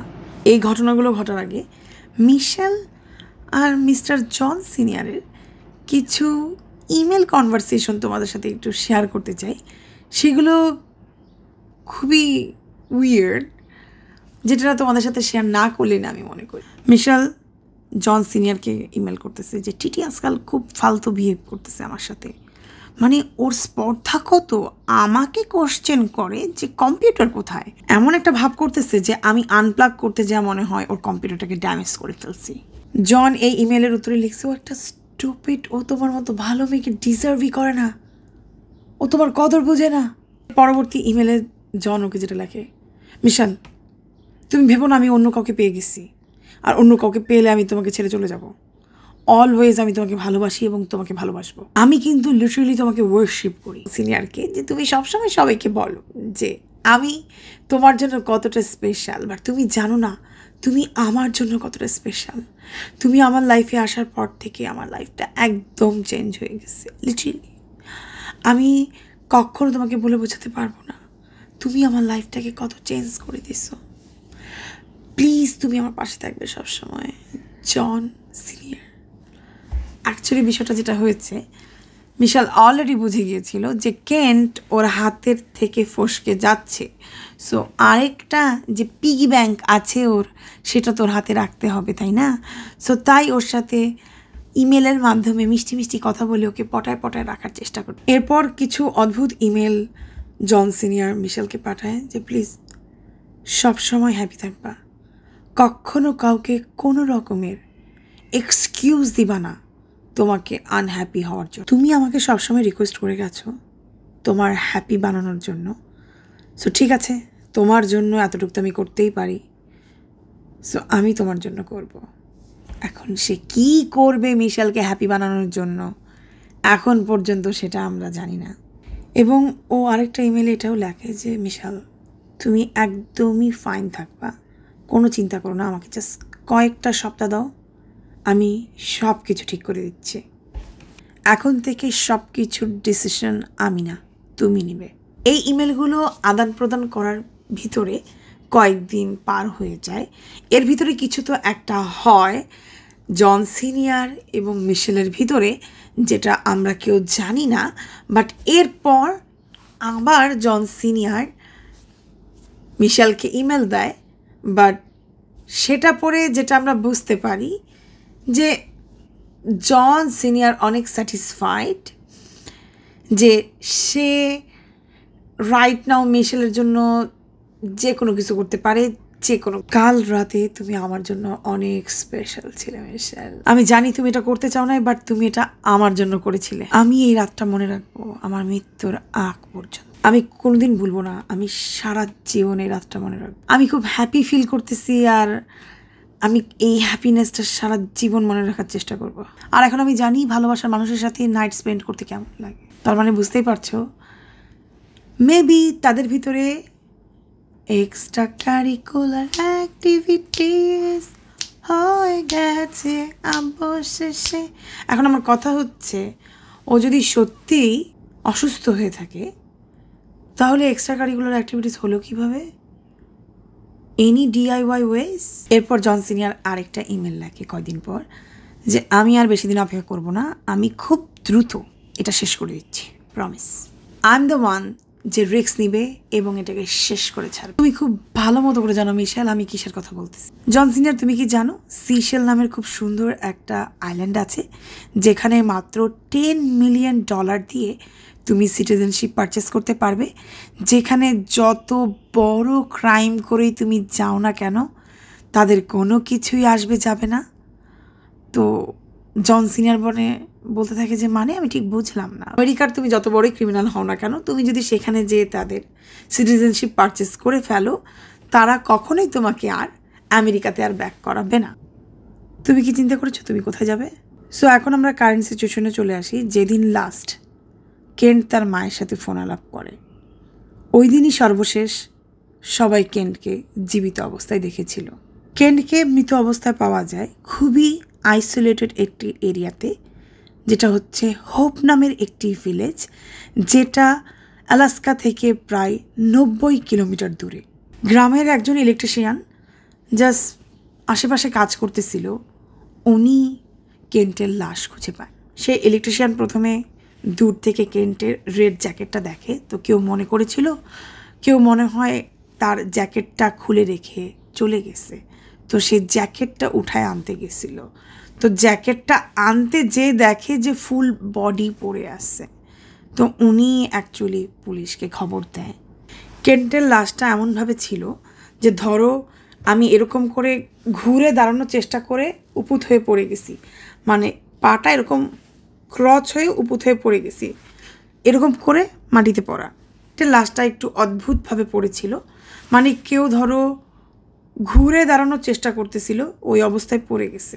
মানে ধরো এইভাবে কেউ হেঁটে যাচ্ছিল, এই অবস্থায় পাটা ক্রচ করছে, জাস্ট মানে বডিটাকে মুভ করবে, ওই অবস্থায় কেউ তাকে গুলিবদ্ধ করছে আর ওই অবস্থাতেই সে উপরে হয়ে সামনের দিকে ঝুঁকে পড়ে গেছে। কেন্টকে 3 বার গুলি করা হয়েছিল, আর তাকে যে গানটা দিয়ে গুলি করা হয়েছিল তার একটা মডেল আছে যেটার নাম হচ্ছে ডেজার্ট ইগল। পরীক্ষা করে যেটা জানা গেছে কেন্টকে খুবই কাছ থেকে গুলি করা হয়েছে। সো যখন কেন্টকে গুলি করা হয়েছে হয়তোবা তার সাথে কনভারসেশন করা হচ্ছিল। সো দুজন দুজনকে চেনে বলেই খুব কাছাকাছি তারা দাঁড়িয়েছিল। তার গায়ে কোনো ব্যথার আঘাত নেই, অথবা তাকে কিডন্যাপ করা হয়েছিল, অথবা তাকে বেঁধে রাখা হয়েছিল, এরকম কোনো সাইনও নাই। তার মানে বোঝা যাচ্ছে ও এখানে এসেছিল স্বেচ্ছায়। তার মানে এখানে যার সাথে এসেছে সে স্বেচ্ছায় তার উপরে বিশ্বাস রেখে এখানে হেঁটে এসেছে। তার পকেট চেক করে তার মানিব্যাগ খুঁজে পাওয়া যায়, আর তার আইডি কার্ড থেকেই পুলিশরা জানতে পারে তার নাম কেন্ট। এবং পকেটে একটা চেকবুক ছিল, সেখানে কেন্টের নাম ছিল এবং মিশেল হিউজের নাম ছিল এবং মিশেল হিউজের অ্যাড্রেস ছিল। আর সেই অ্যাড্রেস থেকে পুলিশরা মিশেলের ব্যাপারে জানতে পারে। আর কেন্টের অন্য আরেকটি পকেট চেক করে পুলিশরা আরেকটি ইনভেলপ খুঁজে পায়, যেটা কিনা হচ্ছে লাইফ ইন্স্যুরেন্সের একটি পেপার। আর সেটা হচ্ছে beneficiary form fill up change করার। কেন্টের লাইফ ইন্স্যুরেন্সের যে নমিনি ছিল সেটা কিন্তু 80% হোল্ডার ছিল মিশেল। সো সেটা চেঞ্জ করে 80% সে তার বাবা মাকে দিয়ে দেয়, আর 20% দিয়ে দেয় সে তার ভাইকে। রাইট নাও পুলিশরা প্রচণ্ড কনফিউজ। সামনে একটা ডেড বডি পড়ে আছে, ডেড বডির পকেটের ভিতরে লাইফ ইন্স্যুরেন্সের পেপারস। তাও আবার এই লাইফ ইন্স্যুরেন্সের পেপারসের কিছুক্ষণ আগে নমিনি চেঞ্জ করা হয়েছে। নমিনি প্রথমে একটা মেয়ে ছিল। রাইট নাও পুলিশরা জানে না এই মেয়েটা কে, বাট নমিনিটা চেঞ্জ হয়ে রাইট নাও তার বাবা মা এবং তার ভাইকে বানানো হয়েছে। এখন এই লাইফ ইন্স্যুরেন্সের জন্য কি এই ছেলেটা খুন হয়েছে অর এনিথিং এলস, পুলিশরা এখন কিছুই বুঝে উঠতে পারতেছে না। এখন পুলিশরা চিন্তা করতে থাকে যে এখানে যে অ্যাড্রেসটা দেওয়া আছে, মিশেলের অ্যাড্রেস, এখানে গেলেই মনে হয় আমরা অ্যাকচুয়াল রিজনটা জানতে পারব। সো পুলিশরা গন্তব্যস্থলে পৌঁছে যেটা দেখতে পায়, সে বাসায় 3 জন মানুষ উপস্থিত ছিলেন: মিশেল, জন সিনিয়র, জন জুনিয়র। পুলিশরা যেটা দেখতে পায় যে বাসার বাইরে অনেক জিনিসপত্র রয়েছে, বাসায় মনে হয় রিনোভেশনের কাজ চলছে। তো সেখানে যেয়ে পুলিশ জিজ্ঞাসা করে একজন মহিলাকে যে আপনার নাম জানতে পারি? তো মিশেল বলে আমার নাম মিশেল হিউজ। সো পুলিশ বলে ওকে ফাইন, আমরা আপনাকেই খুঁজছি। তখন মিশেল বলে কেন, কোনো সমস্যা? বলে কি না, আমরা আসলে কেন্টের ব্যাপারে একটু জিজ্ঞাসাবাদ করতে এসেছি। বলে ও কেন্ট কোনো প্রবলেমে পড়েছে, ও কি ঠিক আছে? এটা বলেই পুলিশকে আর কথা বলতে না দিয়েই মিশেল যেটা বলতে থাকে, আসলে আমরা এঙ্গেজড, আমাদের কিছুদিনের ভিতরে বিয়ে হওয়ার কথা। এই কথাটা বলেই পুলিশকে বলতেও দেয় নাই যে কেন্ট আর বেঁচে নেই। পুলিশ বলবে যে কেন্ট আর বেঁচে নেই, এই কথাটা পুলিশের মুখ থেকে বের হওয়ার আগে মিশেল যেটা বলতে থাকে, কেন্ট আমার বয়ফ্রেন্ড, আমরা এঙ্গেজড, বাট আমাদের রিলেশনশিপটা অ্যাকচুয়ালি কমপ্লিকেটেড। কীভাবে যে বলি, আমার অ্যাকচুয়ালি আরেকটা বয়ফ্রেন্ড আছে, আর এটা নিয়ে আমরা ভালোই একটা ঝামেলায় আছি। তোকে কেউ জিজ্ঞাসা করছে? এবং পুলিশকে এটা বলেও বসে যে আমার বয়ফ্রেন্ডের নাম স্কট হেলকি, আর আমরা একটু আগেই একটা ভেকেশন থেকে আসলাম। ও লিটারেলি আলাবাই দিচ্ছে পুলিশকে যে আমি একটু আগে আমার বয়ফ্রেন্ডের সাথে ঘুরে আসছি, আর আমরা ঘুরতে গিয়েছিলাম লেক টাহোতে। ওয়েদারটা ওয়ান্ডারফুল ছিল। লিটারেলি ও পুলিশকে অ্যালাবাই দিচ্ছে যে ও অ্যাকচুয়ালি কোথায় ছিল। তো এগুলো শুনে পুলিশ জিজ্ঞাসা করে, আচ্ছা কী টাইপের কমপ্লিকেশন ছিল আপনাদের রিলেশনশিপে? পুলিশকে যেটা বলে, অ্যাকচুয়ালি কেন্ট ওর ফ্যামিলিকে বলেছিল আমরা এঙ্গেজড আর আমরা বিয়ে করতে যাচ্ছি, যেটা একেবারেই সত্যি না। কেন্ট আসলে গে, যেটা ওর মাকেও কখনোই বলতে পারতো না। ওর মা কোয়াইট রিলিজিয়াস। তো ও মাকে বিয়ের কথা বলে ও জাস্ট এই কথাটা ঢেকে রেখেছিল, আর যখনই বিয়ের কথা উঠতো আমরা দুজন জাস্ট বিয়ের কথাটা পিছাতাম। তো এই জিনিসটা নিয়ে অনেক ঝুট ঝামেলা চলতেছিল। আর আমারও তো পার্সোনাল লাইফ আছে, আমি কেন্টের জন্য কি বসে থাকবো? সো আমি যখনই সময় পেতাম আমি আমার বয়ফ্রেন্ডের সাথে ঘুরতে যেতাম। কেন্ট নিজেও জানতো এটা, না হলে কি আর আমরা একসাথে এইভাবে থাকতে পারি? দেন মিশেল যেটা পুলিশকে বলে, বাই দ্য ওয়ে আপনারা কেন আসছেন এটাই তো বললেন না, কেন্ট ঠিক আছে তো? দেন পুলিশ যেটা বলে, আসলে না, কেন্ট ঠিক নাই, কেন্ট আসলে মারা গেছে, আর আমরা এটাই আপনাদেরকে বলতে আসছি। এটা শুনে জন সিনিয়র যেটা বলে, অ্যাকচুয়ালি পুলিশ অফিসার আপনাদের আমার সাথে আমার বাসায় যাওয়া উচিত। অ্যাকচুয়ালি আমার বাসায় থাকতো, সো ওর সব বিলঙ্গিংস আমার বাসায়। আপনাদের যদি ওর কোনো কিছুর প্রয়োজন হয় আপনারা চাইলে আমার বাসা থেকে ওগুলো নিয়ে নিতে পারেন। আর ওর গাড়িটাও আমার বাসায়। এই কথাটা শুনে পুলিশরা একটু খটকা খায় যে যদি ওর গাড়ি থেকে থাকে তাহলে 90 কিলোমিটার দূরে ও লাশ কী করতেছে? ওর নিজের গাড়ি ছাড়া ও 90 কিলোমিটার দূরে কিভাবে গেল? এরপর সেই গাড়ির ভিতর থেকে একটা ইন্টারেস্টিং পেপার খুঁজে পায়। পুলিশরা যে পেপারটা খুঁজে পেয়েছে সেটা হচ্ছে A4 সাইজের একটা পেপার, যেটা কম্পিউটারে টাইপ করে প্রিন্ট আউট করে বের করা হয়েছে। সো এতটুকু অংশ হচ্ছে কম্পিউটারে টাইপ করে লেখা এবং নিচের অংশ আবার হাতে লেখা। আমি পাশ দিয়ে পিকচার দিলে তোমরা বুঝতে পারবে আমি অ্যাকচুয়ালি কী বলার চেষ্টা করতেছি। সো কম্পিউটারের অংশে যেটা লেখা ছিল যে, হাই, তুমি কিন্তু জানো যে আমি তোমার জন্য হোপে একটা প্রপার্টি পারচেস করেছি। সব কিছু একদম রেডি হয়ে গেছে, ছাদও একদম new, all good to go, enjoy yourself, have a good weekend. আর আমি কাউকে বলবো না যে তুমি এখানে ঘুরতে যাচ্ছ। আর নিচে সাইনটা হচ্ছে জন কার্লেনের, জন। আর নিচের পোর্শনে যে হ্যান্ড রাইটিংটা আছে, রিপ্লাইটা দেখে বোঝা যাচ্ছে যে এই রিপ্লাইটা মিশেলের রিপ্লাই, যে থ্যাংক ইউ সো মাচ, এখানে ঘুরতে গেলে আমি অনেক হ্যাপি ফিল করব। প্লিজ তুমি কাউকে বলো না যে আমরা কোথায় ঘুরতে যাচ্ছি। আমরা, তার মানে জন সিনিয়রকে বলা হচ্ছে আমরা কোথায় যাচ্ছি।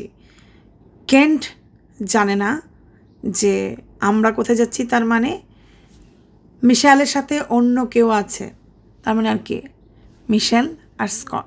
পেপারটা কেন্ট দেখে, ওর লিটারালি মাথাটা আর কাজ করে না যে আমার পিঠ পিছে, তার মানে এতদিন ধরে ওরা তিনজনেই কাজগুলো করতেছিল, যে কারণে কেন্টের মা এতবার না করার পরেও মানে কেন্ট একেবারে 100% শিওর ছিল যে ওখানে গেলে সে মিশেলকে পাবেই পাবে। তাই সে ওর মায়ের কথার অবাধ্য হয়ে সে হোপে মিশেলকে খুঁজতে চলে যায়। হোপে যাওয়ার আগে তার মাকে একটা ইমেল করে যায় যে মা, আমার লাইফের কিছু ইম্পর্টেন্ট ডিসিশন নেওয়ার জন্য আমাকে হোপে যেতেই হবে, বাট তোমাকে যেটা বলে যেতে চাই যে আমি তোমার জন্য কিছু লেটার রেখে যাচ্ছি, প্লিজ এগুলো এখন ওপেন করবে না। আর আমি তোমার সাথে আমাদের ইন্স্যুরেন্স পলিসি নিয়ে কথা বলেছি, আমি এগুলোর পেপারগুলো তোমাদেরকে দিয়ে দিচ্ছি, কারণ আমি মনে করি এটাই বেটার হবে।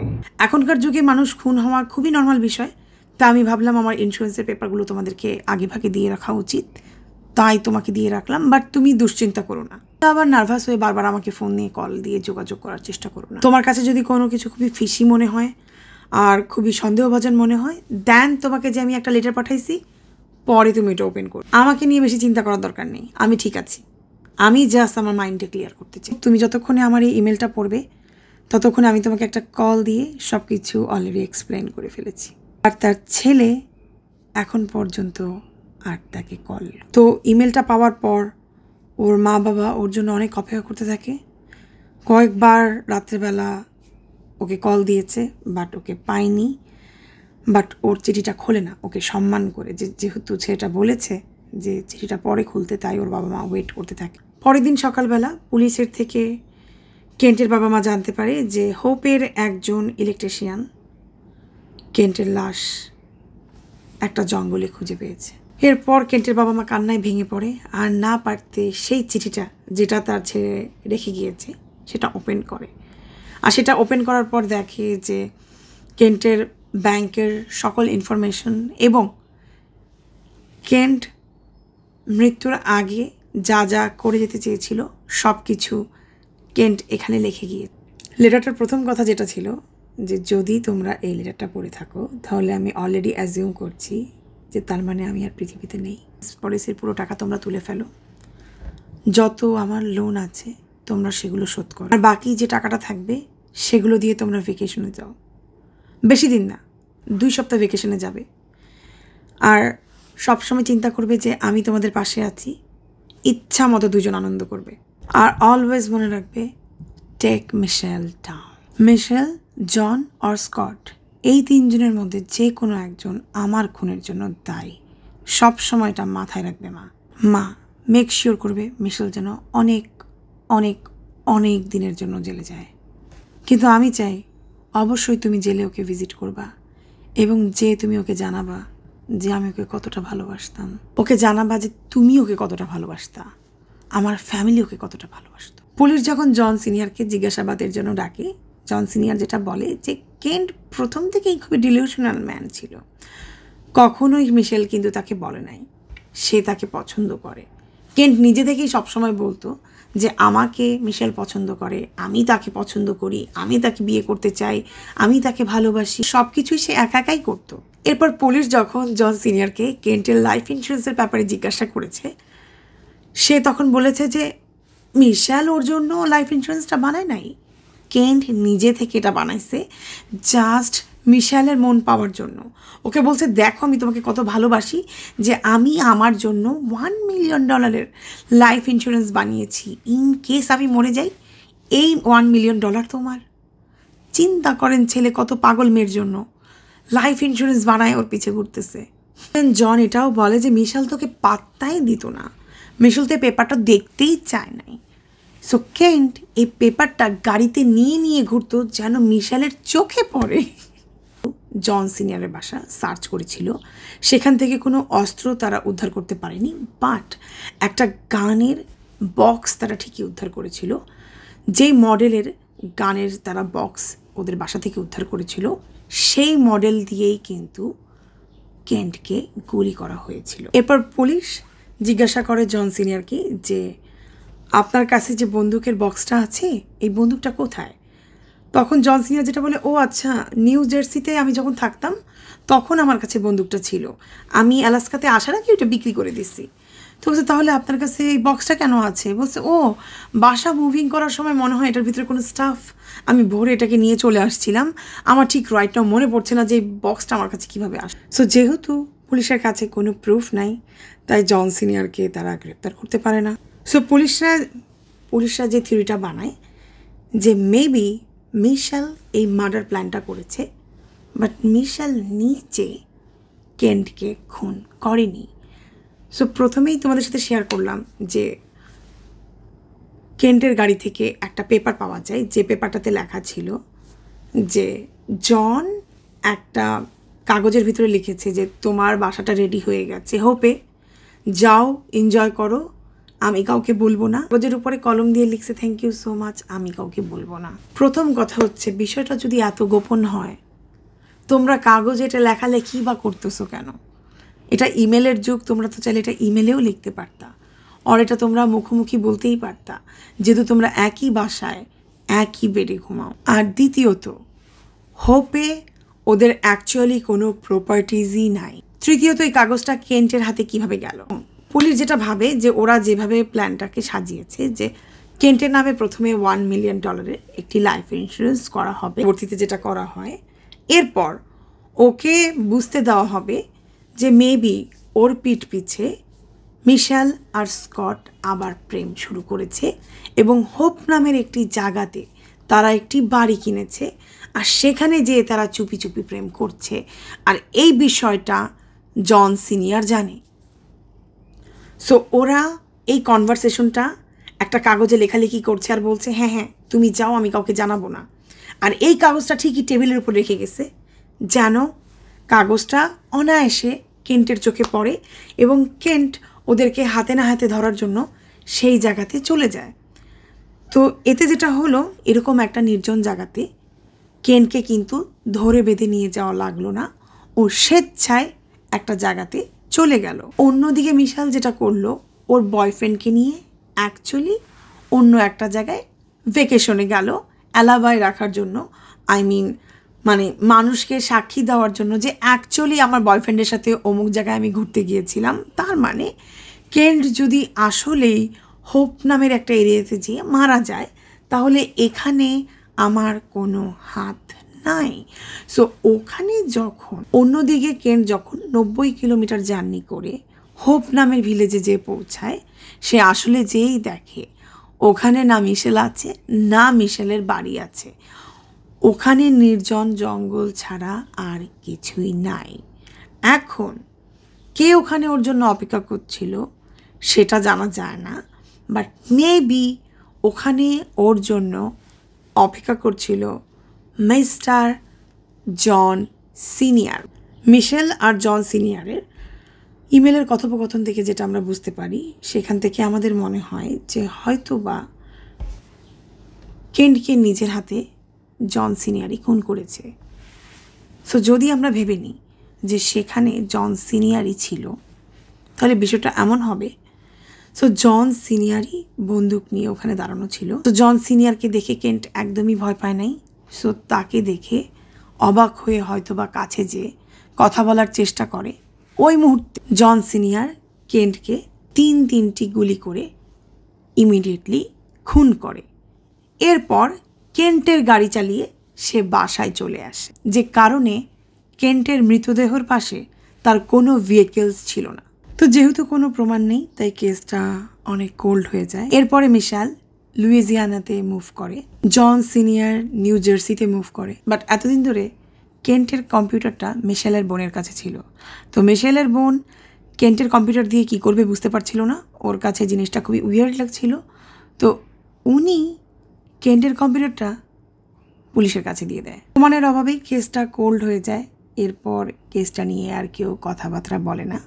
পরবর্তীতে লুইজিয়ানাতে মিশেল একটি নার্সের কোর্স স্টার্ট করে।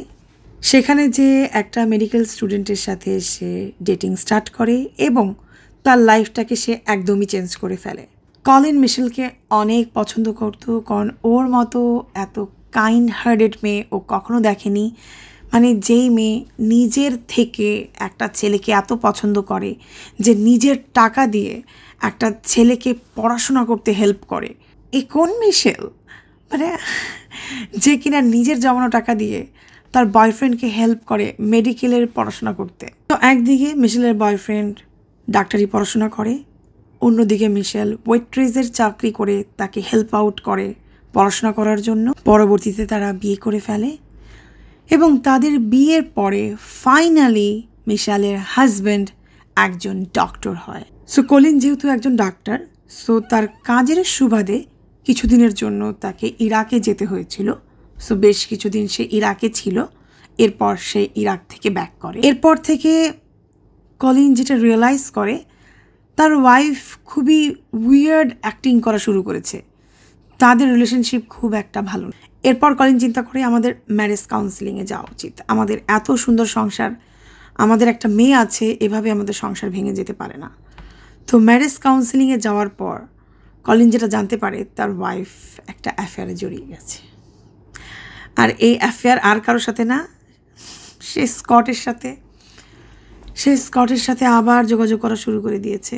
সে যখন ইরাকে ছিল, সে তাদের ছোট মেয়েকে নিয়ে হোটেলে যেত, মেয়েকে হোটেলের অন্য রুমে ঘুম পাড়ায় রেখে সে তার এক্স বয়ফ্রেন্ডের সাথে এক্সট্রা কারিকুলার অ্যাক্টিভিটিস করে বেড়াতো। ও যদি স্কটকে এতটাই পছন্দ করে, সো প্রথমেই ও কেন স্কটকে বিয়ে করলো না? মেবি স্কটের প্রতি ওর অ্যাট্রাকশন আছে, ওর সাথে এক্সট্রা কারিকুলার অ্যাক্টিভিটিস করতে ওর ভালো লাগে, বাট স্কটের ইগোর ভালো লাগে না। এর ভিতরে কিন্তু কেটে গেছে 10টি বছর। এই 10 বছরের ভিতরে আবার হঠাৎ করে কলিনের কোল্ড কেসটা আবার ওপেন হয়। সো এতক্ষণ ধরে তোমাদের সাথে যেই উদ্ভট ইমেলগুলো শেয়ার করেছিলাম, এই যে এতক্ষণ ধরে তোমাদের সাথে যে ইমেলগুলো শেয়ার করছিলাম, এই ইমেলগুলো অ্যাকচুয়ালি পুলিশদের হাতে পড়ে। যখন কেন্ট মারা যায় তখন জন জুনিয়রের বয়স ছিল 16। 10 বছর পর জন জুনিয়রের বয়স হচ্ছে 26। এখন পুলিশ তাকে জিজ্ঞাসাবাদ করার জন্য ডাকে।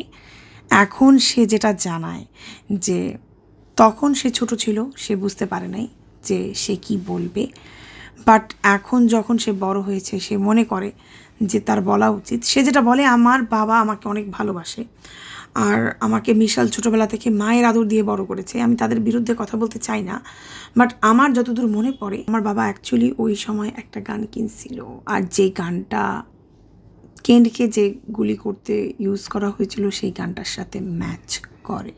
ওই রাত্রে আমি যেটা দেখেছি, আমার বাবা আর মিশেল বাথরুমের ভিতরে কিছু একটা করতেছিল, কিছু একটা ক্লিন করতেছিল, ওরা দুজন একসাথে। আর আমি বাথরুম থেকে ব্লিচিংয়ের স্মেল পাচ্ছিলাম। এখন পুলিশরা গেস করতেছে যে মেবি ওরা দুজন মিলে গান ক্লিনিং করতেছিল। মিশেলকে নির্দোষ প্রমাণ করার জন্য মিশেলের পাশে অলওয়েজ তার হাজবেন্ড ছিল। আমি জানি না সে কিভাবে আমি জানি না মিশেল কি কপাল নিয়ে আসছে। তার হাজবেন্ড যখন জানতে পারছে যে তার ওয়াইফ মানে এই টানা 10 বছর তার সাথে চিটিং করে গেছে, তারপরও তার ওয়াইফের পাশে দাঁড়াতে তার হাজব্যান্ড আসছে। মানে আমি একটা পিকচারও খুঁজে পাইছি তার হাজব্যান্ড আর ওয়াইফের, মানে যখন তাকে কাঠগড়ায় দাঁড়ানো হয়েছে, মানে যখন সবাই মিশেলকে ছিচি থুতু দিচ্ছে, ওয়াইফের কনফিডেন্স বাড়ানোর জন্য সে কাঠগড়ায় এসে ওয়াইফকে কিস করতেছে, মানে মানুষকে দেখাচ্ছে যে যে যাই বলুক আমি আমার ওয়াইফের পাশে আছি। মানে মিশেল কপাল নিয়ে আসছে পৃথিবীতে। অন্যদিকে মিশেলের যারা কলিগ ছিল, মানে যারা বার ডান্সার ছিল, তারাও মিশেলের জন্য র্যালি করে, মিশেলকে সাপোর্ট করে যে একজন বার ডান্সার হলেই যে খারাপ হবে, সে একজন খুনি হবে, এটা না। আমি কখনোই বলছি না যে একজন বার ডান্সার হলে সে খারাপ হয়, সে খুনি হয়, বাট আমরা এতক্ষণ ধরে যা যা শুনলাম সেটা শুনে আমার কাছে এটাই মনে হয় যে মেবি মিশেলকে দ্বারা এটা সম্ভব হলেও হতে পারে। পরবর্তীতে জন সিনিয়রকে ফার্স্ট ডিগ্রি মার্ডারে যাবজ্জীবন কারাদণ্ড শোনানো হয়, তাকে 99 বছরের জেল দেওয়া হয়।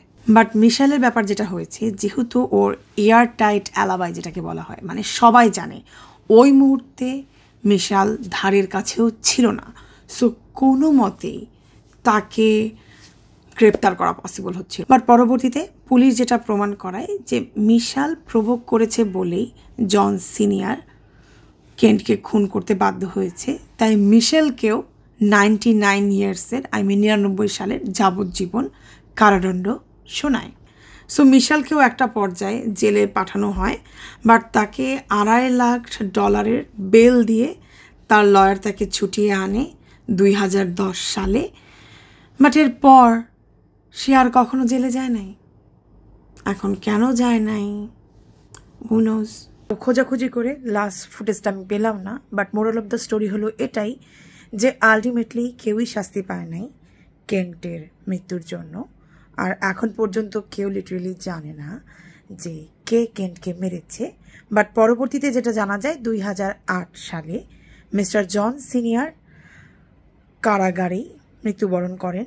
কয়েকজন কয়েদি মিলে তাকে মারতে মারতে কারাগারের ভিতরেই খুন করে ফেলেন। সো এই ছিল হচ্ছে আজকের 12 প্যাচাল। হোপফুলি এত বড় 12 প্যাচাল তোমাদের অনেক ভালো লেগেছে। আমার মনে হয় আজকে 12 প্যাচালটা আপলোড দিতে অনেক দেরি হয়ে যাবে, তাই আগে থেকে আমি অগ্রিম সরি চেয়ে নিচ্ছি।